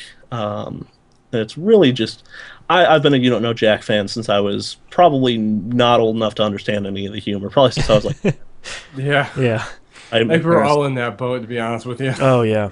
yeah, it was. You play them a little later in life, you're like, oh, that's a lot funnier than I thought it was. Yeah. So that one's I can't get enough of that game, and I feel like I'm at the point where I've played most of the episodes they have available on Facebook, and kind of like, oh, I really wish there was more, but I think a new one a week is pretty solid. Mm. So I also played a bunch of Wizorb just because I was looking for a game to wind down on, and that's just, I mean, it's effectively just Breakout. Yep. Yeah. That's a fun little time. That's so good. It really is, and kind of to pair with that, I've picked up Shatter again and Oh, started yeah. a little bit, Oh, and I have listened to that soundtrack more times than I can count. Yeah. And as much as I like that game, I always hit a wall. You always hit those. You know how you got the horizontal levels and the vertical levels, and then you got those round levels. Oh, where yeah. You control the ball, and you can't do anything. You're sitting there for like 5 minutes trying to hit that one last piece. Yeah. It's not moving, so it's always stationary. yeah. It drives me insane, and I always hit one of Just- those. I'm like, you know what? I think I'm done after this. Oh, I always hit the blaster just to get them all cleared out. And those, if I'm down like 3 or 4 blocks, hit the blaster and just. Oh, yeah. Yeah, I always forget you can hit the blast. Half the time though, I'm like one point, like one sliver away from actually having the blaster though. Yeah. Like, all right, fine, I'll just whatever. But yeah, that's pretty much all I've been playing. All right, over break, especially since I took too long, a 5-hour piece plane trips, one of which I almost got stuck in Cleveland. Thank you, giant snow of the century. It wasn't that bad. It was 8 inches. Yeah, well, when you're trying to 6, respectively. when you're trying to fly, airports don't like that. But I played a lot of Persona 4 Golden. I played some more this morning in my. I'm on my second playthrough now. My clock says 90 hours. That game is amazing. The amount of stuff that they have added into it. And we talked a lot about it on Pup. So I'm not going to go into a lot of that here. But the amount of stuff that they added another 2 to 2.5 months on the end of that game. Before in the vanilla version, it would just somewhere between January and March, it would just skip the entire game. But now all of that is playable now, and they added a whole bunch of new stuff. And it's still one of the best JRPGs ever made. It's just incredible, and they added an epilogue onto the game to see sort of what's happening to your characters a little bit later on, and all of that is totally worth it, and just some of the best stuff. I'm going through my second playthrough now to try and wrap up some trophies, trying to get all the S-Links in one playthrough. And that should be pretty easy the second time around, but oh god, it's so good. I love it so much. But we already talked about that, so let's move on to what's probably going to be my least favorite game of ever. Oh boy. And I would like to take this time to remind everyone that my comments and my opinions expressed on the show are not reflective of my employer. I hate Assassin's Creed 3. Oh man. I have not felt a rage about a game since Fable 2. Oh wow. And for those of you that have been listening for a while, that's something. So see, I hold a very different opinion of Fable 2, but I think I'll keep that to myself. well, I understand why people like Fable 2. I just think it was a string of missed opportunities, and that's it was, but I still enjoyed it. Yeah. So Assassin's Creed 3 is probably shaping up to be one of the worst games I've played in recent memory, easily. It is a main character that I can't care any less about, and is actively making the most and the worst decisions that any human being could make that don't make any sense. The world is way too big. The world in Assassin's Creed 3 is way too big just for me to be interested to do any of the side quests. None of the side quests are really that interesting. And the worst part about the game, and when I put the game down, and I might have put it down forever, was the defend the farm sequence in sequence 7, which features a point in that game where if you do what the game tells you to do, you will fail time and time and time again. And that is not good. That's not good at all. That is an egregious, because it has this. It's actually a pretty cool scene. So Connor is commanding a bunch of freedom fighters, and they're defending this farm against a bunch of redcoats coming across the river and this one bridge. So you have 3 specific portions of freedom fighters that you have, and they're all lined up. You know how they yes, I remember this now with muskets and everything. And the game says, get on this horse and go to each one of these points, and as the redcoats are lining up and just getting ready to fire, then fire your guns. And if you do that, which sounds like a totally reasonable thing to do, if you do that, you don't kill. You have to kill 130 redcoats before all of your guys are dead. If you do what the game asks you to do, you don't even kill half of the redcoats before all of your dudes are dead. Yeah, the timing on that whole event is really weird. They're saying, before they start to fire, but the way you need to do it is just as they're about to pull the trigger, which you have no idea when to do that. Because you can't really even see these enemies either. So I was asking around to some people at work, and they said just ride from point to point, mashing the left bumper, and just tell them to fire all the time, and then you'll get through it. So, to me, Assassin's Creed 3 is... This scene is just indicative of the whole quality problem of this game, and just this whole game being a super bummer. And I haven't really felt like doing anything in this game, and I've been sort of frustrated with how it makes this country's founders seem like total floundering idiots. Because, Connor is...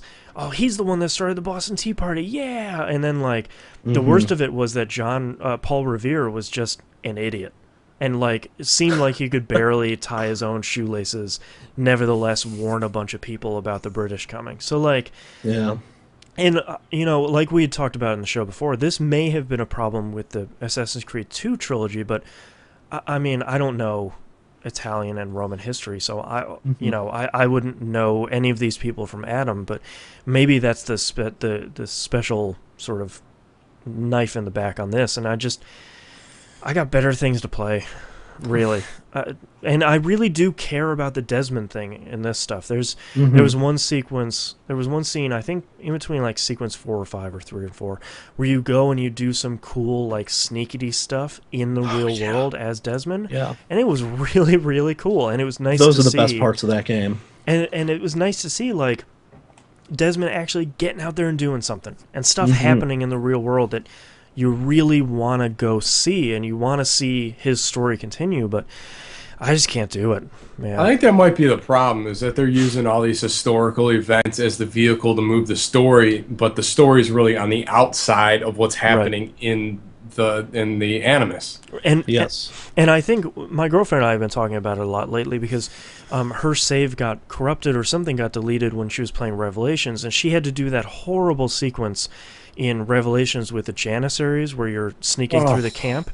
So she had to do it again, and then she'd have to do like all of that cave sequence again, which it's fine to do. It wasn't okay to do it once. I should clear. Like it was tough to do it once, but to do it again for a game that's good but not as good as the other ones, and then like me side by side playing Assassin's Creed 3, it's just, we were sort of reminiscing about what we loved about Assassin's Creed 1, 2, and Brotherhood, and a lot of it was the puzzle of the kill, especially in 1 and 2, which was, here's this guy, and we know for sure that he's the bad guy, and he's doing something evil. Go figure out how to kill him. And however you want to do it, go crazy. But for me now, when you look at Assassin's Creed 3, it's, I'm throwing tea over the side of a ship. I'm commanding these forces. I'm sneaking through the forest and trapping rabbits. And I'm not killing anyone anymore. And by the time I did in Assassin's Creed 3, I ran through a crowd, stabbed the dude, and jumped off a cliff to get in the water, and I'm immediately gone. Like, I'm immediately disappeared. And it's like, I feel like they've gotten so far away from what was fun in two and Brotherhood. Interesting about, like, here's this dude. It's your job as an assassin to figure out how to kill him and make sure nobody knows it was us. And I feel like between that and not liking Connor as a character, because Ezio's a great character. Altair wasn't great, but he didn't overstay his welcome. He was just kind of he's just kind of a jerk. But to move from Ezio, who's great and charismatic and had a really great ending to his and Altair's story at the end of Revelations, and then to move into this dude that I kind of just don't care about, and he's just kind of like this headstrong kid throughout the whole game, is just, everything in it is a super bummer, and I can understand why a lot of people are saying this is the biggest disappointment of the year, because it kind of is. I think it was for me too. I did power through it and actually finish the game, but man, it was tough at times. There were moments. There was one specific moment, and it's been lamented over and over again on tons of sites. But there's a specific that chase scene is the absolute devil, and I would not wish it on my worst enemy. It's one of the worst designed events I've ever seen in a video game. Yeah, I've because watched some there is videos one about critical path, and if you don't find that critical path, tough luck. Yeah, and it's not well designed either. So it's not like, hey, you should go down this path. It's not obvious. It's just sort of like, yeah, all this stuff is on fire. You should go the other way, right? And it's like, no, you need to go even to before the fire. that, there's one critical path. Yeah, and if you don't take that critical path, even taking that critical path, if you don't do it quick enough, you're not going to get 100% sync, and that just kills me in that game. Yeah, because not getting 100% sync means you haven't really beaten it. Yeah, and you know, I may get back to the game at some point, and I may power through it. I mean, I did spend $60 on it, so I would like to at least finish the game, but I gotta play something else. There are way too many games, like Sleeping Dogs. I'd love to play Sleeping Dogs, and it showed up in so many top 10 lists that it has to be at least moderately good.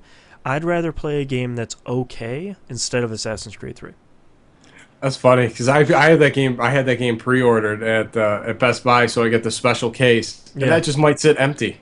Yeah, I mean, at this point, especially if you didn't like Revelations or you thought Revelations was okay, I couldn't finish Revelations. I couldn't stomach it. Don't start AC3 then. Yeah, there's absolutely nothing in there that's worthwhile.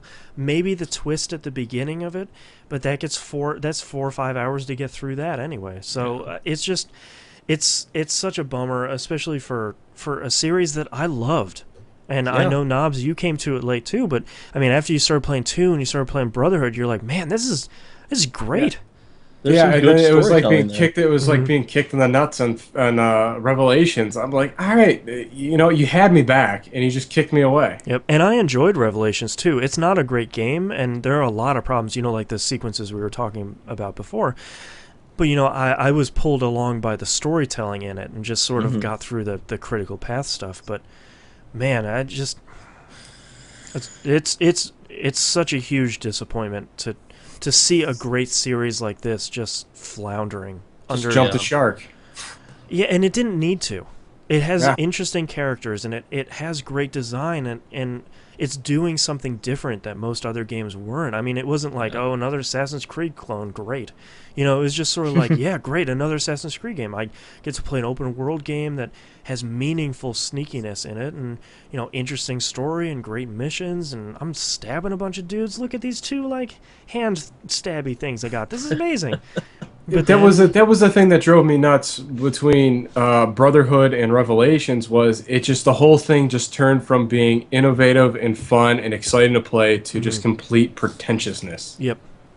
Yeah, it's just...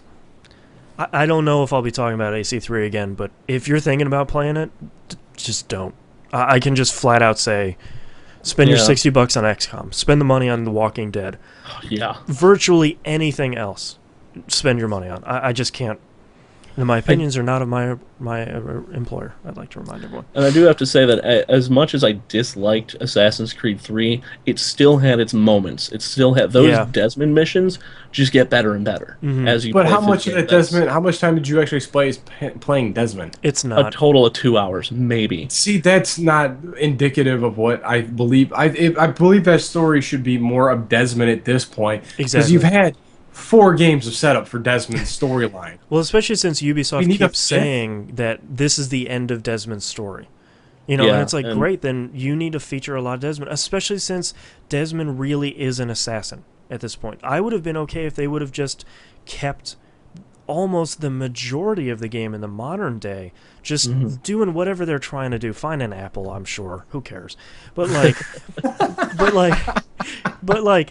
it's at this point, out of 30, 40 hours, you're spending 2 hours with Desmond, who I think a lot of people forget is the crux of the story. It's not Ezio, it's not Altair, and it's not Connor. It's Desmond's story, and they keep not... I think they did an okay job in one of keeping Desmond in the story, but ever since you hit that 2 trilogy, I talked to a bunch of people, like my girlfriend and a bunch of our friends, who were like, I don't care about Desmond. I don't want to get out of the It's Animus such a and shame. do this stuff. And it's just like, but that's the main character. And I understand, because they never give you a reason to get out of the Animus.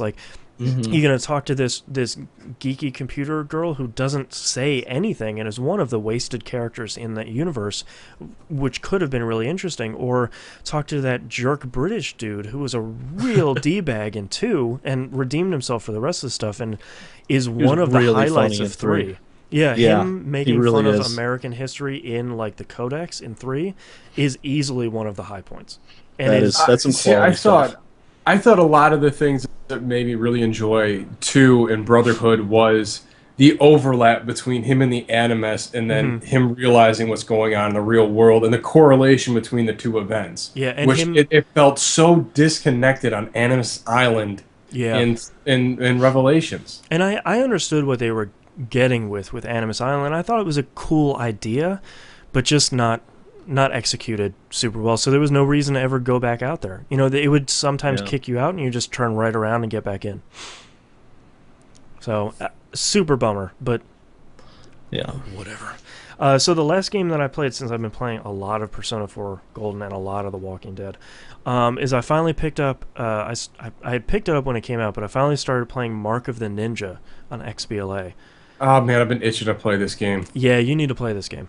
This is I've not heard much about it. This is incredible. So, this is the template for making sneaking games from here on forward. If anybody wants to know how to make a sneaking game fun and exciting, you need to play this game. And it's incredibly simple, because all they do is they use color and shadows really well. So if everything on the screen is in color, especially your character, everybody can see you. If you're just like a black ninja with white outlines, you're totally hidden. And even at that point, it's incredibly easy to understand. But the biggest problem in a lot of sneaking games is, can the enemy see me? Does anybody know I'm here? You know, how far away can they hear me? And in the Mark of the Ninja, where the enemies can see you, there's just a cone on the screen. And if they shine their flashlight, they can see you. And there's this little, like, pulsing blip on screen, which is the last spot they thought you were at. And then if you're running away or if anything is making noise in the environment, there are like these sound waves coming off of it. So you know if you're like running or if you're doing something specific that's making a noise, you know you're making a noise and you know how far it's traveling because the game is giving you feedback at every single opportunity. And it's something so simple, and it's so easy in this game to make yourself not seen, to really easily distract your enemies and really easily, not kill anybody and not be seen for a whole mission, because you don't get any of that BS that you get in a lot of sneaking games where it's like, oh, I didn't even know that dude was there. Like, I think this would have made Splinter Cell a lot more enjoyable for me if there was some mechanic like that. Yeah, because half the time you're like, that dude is all the way across the map and doesn't have a flashlight. How did he see me? And now the mission's over. And in this game, you can see where absolutely everybody is. It has a really clear map. You can move really silently. You can like peek up through like grates in the floor and the ceiling without enemies seeing you at all. So it's really, really great feedback and a really great game. And it's not easy, but it's not too difficult. So you feel really great when you get through an area that you didn't kill anybody or you didn't get spotted, because it was pretty tough to do, but it wasn't impossible because the game gave you all the tools you needed. And it's just I can't recommend it enough. And I'm only on like the halfway through the second level now. And I've played the first level a couple of times because I wanted to get everything. There's like three hidden things and the 3 challenges in each area. And I had to go back and get the challenges because they were so cool, and I wanted to hone my ninja skills. But man, this game, if anybody has a 360, you got to pick it up. I think it's only $10 maybe. That's not bad. And it's totally worth it. And I am absolutely in love with it. But that's all the games I've been playing, and we've been recording for almost an hour and a half. So let's take a break. Break. Oh man. Oh man, do I gotta pee now? Oh cow. That was a wow. Okay. Thanks for everybody joining us in the chat. I've been entertained watching you guys argue about Zelda games the whole time. Nice. Yeah, I just saw that myself. Mm. Oh, all right.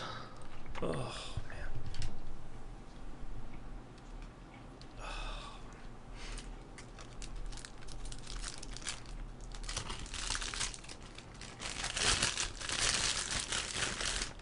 Also nice to see a bunch of new faces in the chat here. Welcome to everybody. Yeah, definitely.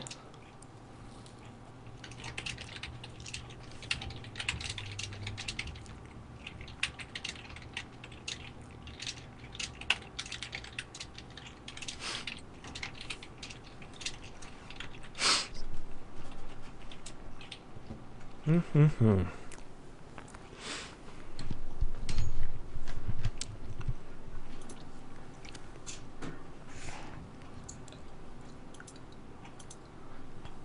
Man, that release list is light. Yeah, it's not a very exciting month this month. It's very January. Yeah. Well, we had a pretty good January. I think it was last year, because I think Dead Space 2 came out then, right? Oh yeah, it did. Yeah. January last year was a real anomaly. There was a ton of great games that came out. And I think Dead Space 3 is coming out February this year, right? I think so. I'm not 100% sure. Yeah, I know Ni no Kuni comes out later this month, but I think it's like the 20-something. Yeah. What comes out later this month? Ni no Kuni. You know, that level 5 in Studio Ghibli game? Yeah. Yeah. Of course it does. Yeah. Well, something's got to come out this month. The one game that should have came out last year is coming out tomorrow, or well, Yeah. the 8th. Yeah. All right, let's kick in this segment whenever you guys are ready. Yep. Oh, you guys got to hear this sound effects for this fucking thing. 'Cause it is so.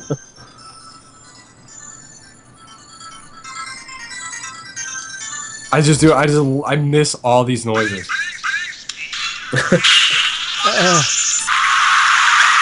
Yay! It's so like you play that.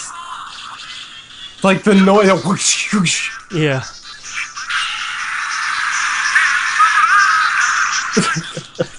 That's what I miss about, every game uses orchestration now. That's what I miss about, like, every platform having a sound chip that it sounded like.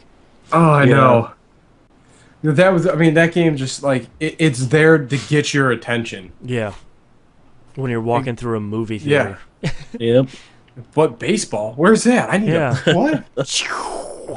Well, and what's a real trip is if you go to Galloping Ghost, that huge arcade that I'm not terribly far from over here.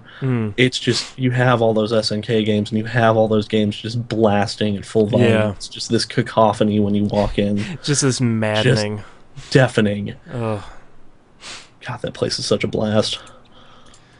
See, I have all those memories of going to, like, Great Northern Mall and just going to the dark arcade. And just nothing but lights from the screens all around. Yep, there's no lights on in that entire place, and there's only one dude working there, and he's probably drunk. Yeah. Oh yeah, just hanging out, like, oh, fuck, you brought goddamn tickets up here. Yeah, he's just like, who does that? He's like, don't you? Those machines don't even work. How did you get those tickets? That's not what we're here for. This is all we have is a pencil topper. Come on. Here's your fucking pencil gnome. Get out of my face. Yeah. Got my arcade. Alright.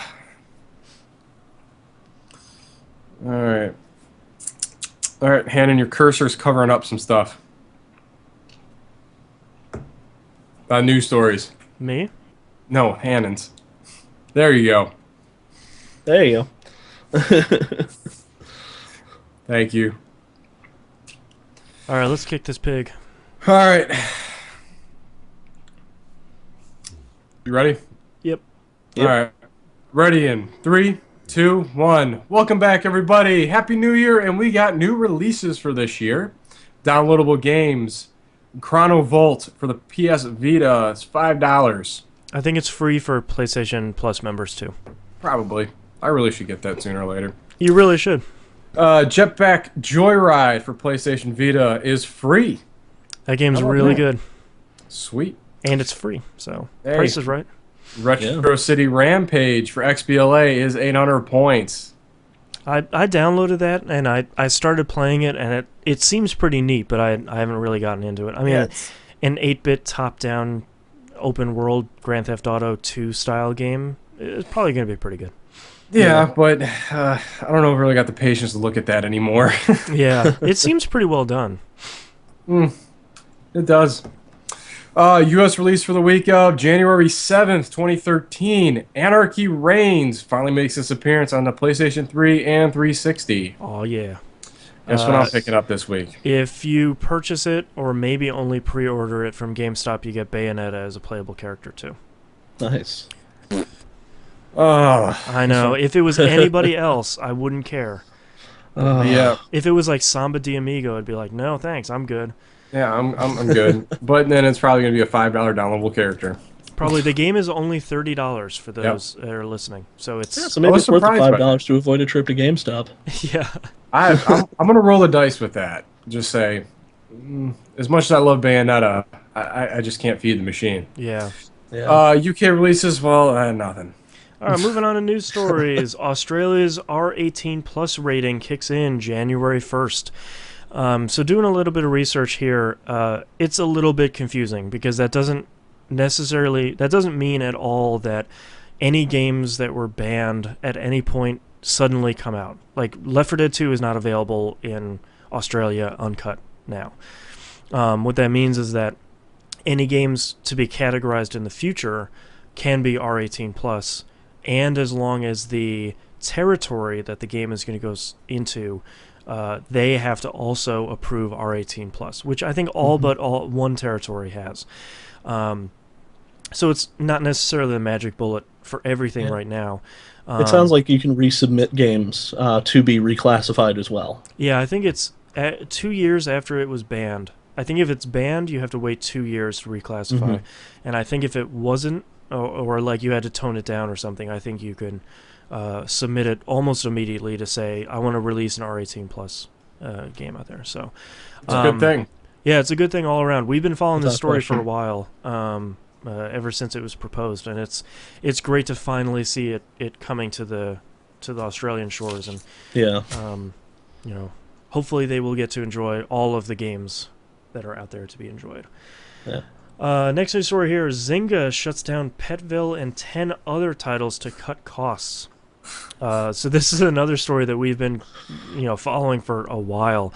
That after Zynga went before Zynga went IPO, they were just developing seemingly 2, 3, 4 games a month, and just pumping them out, iOS, Android, Facebook, everywhere. And then after they went IPO, had a lot of problems. And their stock price has been plummeting significantly. Somebody flushed a toilet. Yeah. I think they made Ars Technica's list of 5 companies you probably won't see in 2014. Yep. I think that's probably safe. Yeah. So they to cut costs and to save a little bit of money here, they've shut down 11 games. And I'm sort of surprised at some of these. Most notably Mafia Wars 2, which is a sequel to Mafia Wars, which was really the thing that started Zynga and started Facebook gaming as a whole, was everybody getting addicted to Mafia Wars and getting this microtransaction free-to-play thing off the ground, for better or for worse. They also shut down Indiana Jones Adventure World, which is not a thing that I knew existed, but sounded fun as like a theme park ride. And Word Scramble Challenge, which I'm sure is just, a Boggle clone probably. And then all the rest of them were Somethingville games, like Petville and things like that. Yeah. So it's not a good sign for Zynga. I mean, it seems like karma swung back the other way, right back at them, as hard as they aped everything. Well, and I feel like their IPO troubles were one problem, and then them, let's say, directly copying The Sims for their game. You can say a lot of things about Zynga's previous games, or even when PopCap started, there was a lot of it's not copying, it's being heavily influenced by. And you could say, a lot of stuff is different, but on that game, everything is pretty much the same. Yeah, there was not even an attempt to hide. So. No, it was very blatant, and it felt like a real challenge to EA to say, like, we're bigger than you are now. What do you want to do? And EA's like, I'm going to sue you because we have more money. And probably way more lawyers and retainer. Yeah, so I feel like between the two of those things, this decision was a foregone conclusion here. Yeah. So we'll be charting Zynga's demise over the next couple months, and I feel badly because there are a lot of good people that are working there, but the company you're working for is not treating you well, as I've heard. Next news story: Sony stops production of PlayStation 2 in Japan. So after its 13th year of production, they have stopped the presses after they've sold 150 million units. Yeah. See, this feels to me like a sure sign that we're going to hear something on PS4 this year, because it sounds like they're trying to, stop the presses on that so they can start the presses on something else. And I mean, if they were to say, well, we're going to stop making the PSP Go, which they don't in Japan anymore, but you'd be like, yeah, okay, I can get behind that. But if they're saying, if they were to say we're going to stop production on the PSP or the PS2 in Japan, they have to have something coming down the pike that they have a lot of faith in. Yeah, I mean, the PS2 still sells brand new. You can still walk into most stores and just go, hey, I need a PS2. Yep. And that still sells almost like unheard of. Yeah. After 13 years. I mean, is Yeah. the N64, is the GameCube still on sale? No. No. Yeah, and somebody had written down there's over 10,000 games that play on the PS2. So, I That's mean, amazing. like even anywhere you can go buy a brand new PS2 for less than $100 and just dive into the bargain bin and come out. There's so much you can good spend stuff on that $100 system. on bargain bin games and come out with 300 games. Yeah. Like they're just giving away games at this point. Yeah. I mean, it's a seminal system. I mean, it's up there in the annals of the original NES and the Super NES. It's up there at this point. There's no argument against it. Yeah, it very much feels like, the NES, Super NES, Genesis sort of days where everybody has one and everybody had to get one. Yeah. Yeah. I think part of that ubiquity came from, I mean, I know plenty of people that just like, I need another DVD player. Let's buy a PS2. Absolutely. Or I need a DVD player. Yeah, and I feel like that's going to be one of, when we have looked back on the PS2 and when we look back at maybe some of the failings and the shortcomings of the PS3, is that the PS2 sold as a Madden machine, at least in the US, and a DVD player. Like, it hit this perfect market where everybody was saying, I should probably finally get a DVD player. Oh, the PS2 plays DVDs. I like games enough, and and it seems to be what the 360 has sort of carried on, which is, I can buy a 360 and play all these games. Oh, and Netflix on Hulu. Okay, well, that's kind of neat. And something that the inclusion of Blu-ray into the PS3, while it's been fairly successful, hasn't been the marketing point that it was on the PS2. Mm-hmm. But I mean, I think the thing that really drove the PS3 or PS2 home was the absolute discarding of other competitors with EA. Mm-hmm. Yeah. Was they're like, this is what we're backing, and this is the only place you're going to get Madden. That's what killed in all our Dreamcast. EA games, and that absolutely like destroyed one of my favorite systems. Yeah. It's sort of weird to remember a time when Microsoft was the underdog in the console wars. Well, it's and also really strange when Microsoft was coming out with a console, and everybody's like, "Really? Please don't. Why would you do these things?" And the original Xbox was a bad console. It was. We love it because there were a bunch of games there, but it was 300 pounds, and it was a regular PC in your living room. But I feel like hotter than the surface of the sun. Yeah, it had the world's largest controllers. But I finally feel like now Microsoft has seen seen that plan all the way through. You now have a computer in your living room, but it's just a tiny little 360. So and it's a shame that Sony couldn't repeat the successes of the PS2 with the PS3. I think a lot of it had to do with Sony's hubris thing, and we'll do whatever we want. And you're going to eat it. That price point was an absolute killer. $600. That's one of the most famous E3s of all time. And I really have a hard time thinking they will repeat that mistake. They would be very foolish too. Well, and I feel like their executive team now is a lot stronger, and it's not one person on the top saying $600, make it so.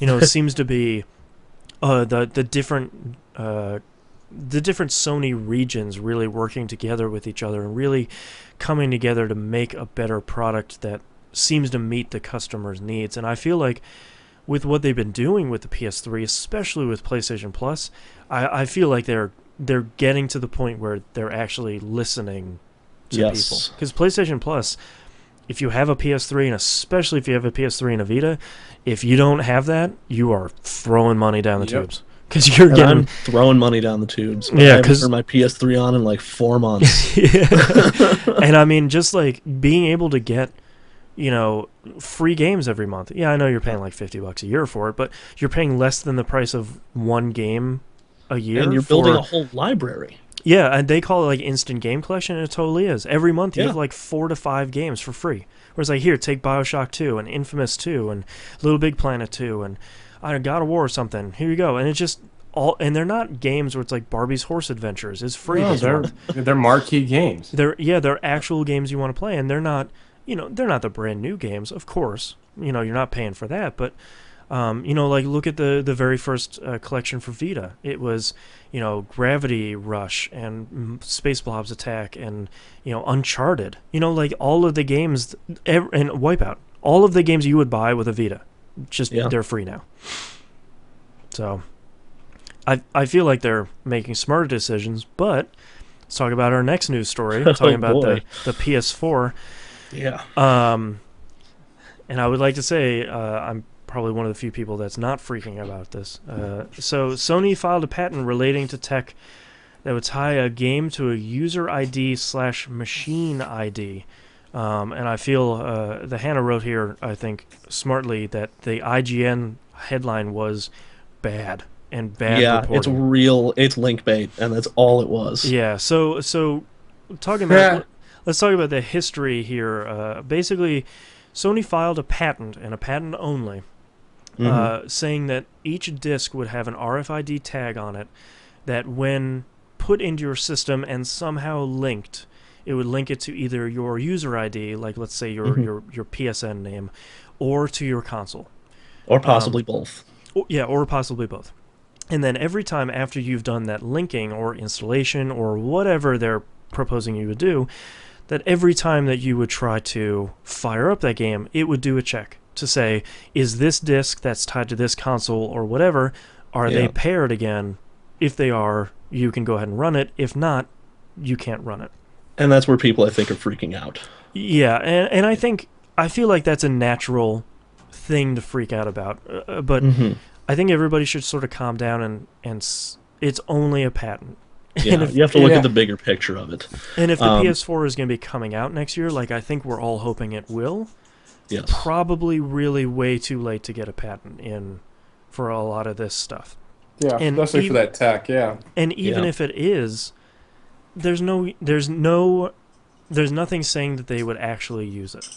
Exactly. And I think what it is personally, and I've been thinking about this a lot lately because I've had a lot of people, saying, "Oh, I heard about this, new PlayStation thing where they're going to I'm not not let buying you a PS4 resell." now. Well, and here's my thoughts on it. It's just a patent, which means they may or may not have this working. And honestly, an RFID chip and an NFC chip in the system, you can get that working in a couple days if you got a few Yeah. geeks working on it. Not hard to do. This Right. patent is just like, it's more of a process patent than a technological patent. That's true. And here, my theory on this is that they only filed this patent to sort of strong arm companies like GameStop to kind of flex their muscle and go, Right. we can do this. They sort of dangle it out and say, like, Yeah. you want to play hardball? We can shut down your Yeah. whole company. Yeah, and if Sony does execute this in any way in the PS4, the way it will work, you're not gonna not be able to play or borrow games. I think they know that that's shooting themselves in the foot. Right. But what I think they will do is have some sort of, so it'll tie to both the user ID and the machine ID without question. And the advantage to that, at least from a programming standpoint, is you put this disk into the machine, it'll check either or. So if you have, I've got a younger brother who plays my PS3. If they tied it just to my user ID, he'd never be able to play it. Yeah, But he if they couldn't- tie it to the machine ID, Right. and they check the machine ID, and that checks out, they'll go, well, it's just another user on the same machine. Exactly. We'll let them play. Or if you take it over to a friend's house and you sign in as on their machine, it checks the machine ID. That fails. It flips over to check the user ID, and it goes, oh, well, yeah, the user ID is fine. We'll let them play. Exactly. So, Yeah, because I feel like everybody wants to get up in arms, especially because it's Sony, because it's talking about used games. But I feel like when you really start thinking about it, you really start talking about it. Even includes. I feel like people forget about borrowed games too. Yeah. Because I mean, even if for a lot of people they have multiple consoles in their house. Like my girlfriend and I, it's just the two of us, and we have two consoles in our house, and we're swapping games all the time because I'm not going to buy two copies of something. We That's just live absurd. together. Yeah. That's not, and I'm not even buying stuff used. I'm buying one new copy of a game, and we're both playing it. And I feel like if we start talking about this technology, and if it really is about blocking the use of pre-owned or borrowed games, then that doesn't make sense for a lot of households. I mean, And it really doesn't. if you're talking about, both parents play games, and maybe you have two kids and they both play games too. You're not going to buy 4 copies of a game just to Yeah. play it. You know, like Well, and I don't think they're going to block the sale of used games. Right. I think they want a piece of the pie, personally. I Right. think what they want to do, and this is something I've thought, this is some way they could get money back to their publishers and back to themselves. So you tag this game, and you tag it with the user ID and the machine ID, and someone sells it back to GameStop. Well, GameStop either has to pay Sony a servicing fee or has some sort of machine in their, stores that will like reflash and blank out this RFID chip on the game. right. But to use it, every time they use it, they get charged, $2 to $5 to use that machine. Right. And that money gets sent back to Sony. Sony can then have like a publisher, incentive program to use this technology because it would be in the hands of the publishers. They're the ones Right. printing the discs. Yeah, exactly. And you could incentivize your publishers to use this technology and make some bank back on all these used games that GameStop's selling. Right. Yeah, And that's- even though it's only like $1 to $5 each time. Yeah. For a publisher, that's more than zero. Yes. But I think the crux of the whole argument is me as a 30-year-old consumer. It doesn't. I'm going to buy that game. I'm the end user. It's not a big deal. But if I look at my 18-year-old self that didn't have money and used games were like the best option and avenue for me procuring new items. Yep. That's kind of a big thing. Right. Yeah. And Honestly, honestly, but in the end, I really do think it's like what the Hannah and you were explaining, that this is more of big fish fighting over scraps. yeah. Yes. And really, how long will it take until you can buy something on eBay that flashes an RFID tag? So you And can just play it exactly. again? And that's so You easy. like- All you have to do is get the encryption code, and they're Yeah. not going to use anything stronger than RSA. Yeah, I would hope they would have learned their lesson from last time, but you never know. So I feel like everybody's really getting up in arms about this, and I don't think it's something we have to worry about. And I don't think so either. if it really is, for once, vote with your wallet and don't buy a PS4. Yeah. That's how you get technology to stop, is you don't buy it. Probably won't buy one anyway, but hey. There you go. You already nipped that in the bud. Yeah. But that's all of our news stories. Let's take another break. Oh man. Yeah, that RFID thing. I mean, I've thought about it to its logical, insane conclusions, and the crux of it is going to be borrowed games. Yeah. Yeah. And if you can't loan a game out to your buddy, then you're going to have this massive consumer backlash, and Yeah. I don't think Sony wants to deal with that anymore. I think they're tired Not of it. again. Well, and really, if you look, like if I feel like these are a lot of people that don't pay attention to the tech sector, because if you look at like Apple and Microsoft, it's there. You don't spend a couple of days without turning around and they're putting in a patent for something totally ridiculous, and you're like, Look yeah. at what Samsung and Apple are going through right now. yeah, exactly. round And, It's these like corners. every week one of them wins another lawsuit against each other. Yeah, and like you always Yeah. see, even the tech industry is like, is this going to be in the iPhone 6? I won't buy one then. And it's just like, no, it's just going to be another phone. Yeah. And like I feel like this is the same thing. It's just like they're putting in a patent to say, we have figured out the technology, we've figured out how to do this, it's ours. Before we have somebody the else figures it technology. out. We can make it stricter, dumber, less user friendly. Yeah, exactly. All right, let's move on to this third segment here. It's pretty short. We don't really have anything for it. So, Cool. You guys ready? Yep. Good to go. All right, starting in 3, 2, 1. Let's talk about emails. Emails.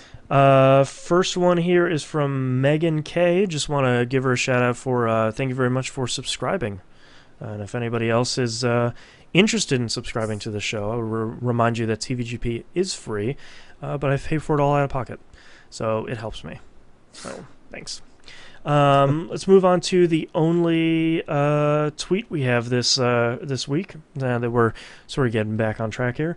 Wubdub Step writes in and says, as a first-time Castlevania player, should I get Dracula X Chronicles or Draculina Chronicles, or Symphony of the Night for my Vita for the best experience? Symphony of the Night. See, now I'm going to be the dissenting opinion here. Okay. If he's going Vita, I would definitely say Symphony of the Night. But if he has access to any way to play the GBA Aria of Sorrow. That was actually my Yeah. introduction to the Metroidvania games. That's a good intro. That's a really good intro because it's a little more forgiving than Symphony of the Night is, especially if you're getting lost in that castle. Yeah, and Oh, there's 1,000 maps. You're fine. There are. the other thing too is don't play Dracula X Chronicles unless you are a super veteran of that series, because that Yes. game is tough. That just unlock. Even me as a seasoned vet took me about 20 attempts to just unlock Symphony of the Night. It is serious. It is infuriating. I would even recommend the on your Vita to purchase the PS1 version of Symphony of the Night. It has all the stuff is intact. It has the bad voice acting, the terrible cutscenes. All that stuff is totally still intact. So if you have an Xbox or 360, I mean, then if you have an original Xbox, if you have a 360, the XBLA version of Symphony of the Night is actually really good too. They didn't really mess anything up with that, and it's looks fairly good on a widescreen. Mm-hmm. But that's all the emails and tweets and all that we have. Thank you very much, everybody, for listening. If you want to visit us, you can do so at tvgp.tv. Email us at tvgpfans@gmail.com, and everything else is on the right-hand side of the newly redesigned TVGP, including links to Twitch where you can watch us live stream and the schedule of when we do it, email, RSS, iTunes, everything. And I would like to wish a very sad day, RIP, to our good friend the Zune button. Oh no! That no longer works. So okay. my condolences. If you still have a Zune, I think you can feed an RSS feed into it. But I apologize. The Zune store is no more. But everything else is on the right hand side of the page. And go look there. All right, join the forums, please. Don't forget to mark yourselves on the map, and please join us for Monday Night Game Night starting tonight. Re-up for the new year. Please join us. That's Left 4 Dead 2, folks. Come and have some fun. Yeah, Left 4 Dead 2 on the 360, and it is a good time. Yeah, and really join the community. It's awesome. I've been part of it for probably the last 2 years, and I wouldn't be sitting here without it. So there you go. Yep. Well, testimonial. Welcome again to the Hannah, and thank you very much, everyone, for listening. We'll see you all next week. Laters. Lates. I have 2 titles. I got one, and it's terrible. Community. I have one too. Community, if you can chime in on some titles you can think of too. Hannah, why don't you go first? The only one I had was when we were talking about AC3. Find an apple or whatever. I think it was just find an apple. Find an apple or Find an apple or whatever. Knobs? Mine is from when Hannah was talking about Oblivion. There's a mod to fix that. I have 2 ones. I'm gonna say my second one because I don't like it as much as I really like the first one. Cabali Things. I like that one. But my favorite one is Dude in a Blimp. Who said Dude in a Blimp? You did. That was you talking about puzzle. Stop it. You're talking about puzzled. You're like, it's a dude in a blimp or a chick in a balloon. Chick in a balloon. That was like 4 hours ago. I don't remember it too well either. Yeah, I know. I just like dude in a blimp because it sounds like, like a crazy sandwich you would get at like some corner shop. It's like, I made a sandwich for you, and it's dude in a blimp. Sounds like a Jimmy John sandwich. Yeah, exactly. Yeah, exactly. How fast you get there? We get there real fast. How fast? Real fast. Yeah, dude in a blimp fast. Dude in a blimp fast. All right, I'm gonna pick that one. We do it as fast as a dirigible. I'm gonna pick that one then. All right, starting in 3, 2, 1. This is That Video Game Podcast, episode 272 for January 7th, 2012. Dude in a blimp. Dirigible. Go ahead. I hate to be that guy. 2013. Dirigible 2013. No. Boston said 2012. Oh! I would have let it go. Yeah. Take 2. Try that again. All right, take 2. 3, 2, 1. This is That Video Game Podcast, episode 272 for January 7th, 2013. Dude in a Blimp. Dirigible 20XX. You fool, you're going to kill us all. All right. playing SNK. Everything's in Universe 20XX. Yeah. All right, we are done. You guys can stop recording now. Thank you very much, everyone, for joining us in the chat. Had a ton of people this time, so come back next week. We do this every week at the same time, and it is always a good time. I guarantee.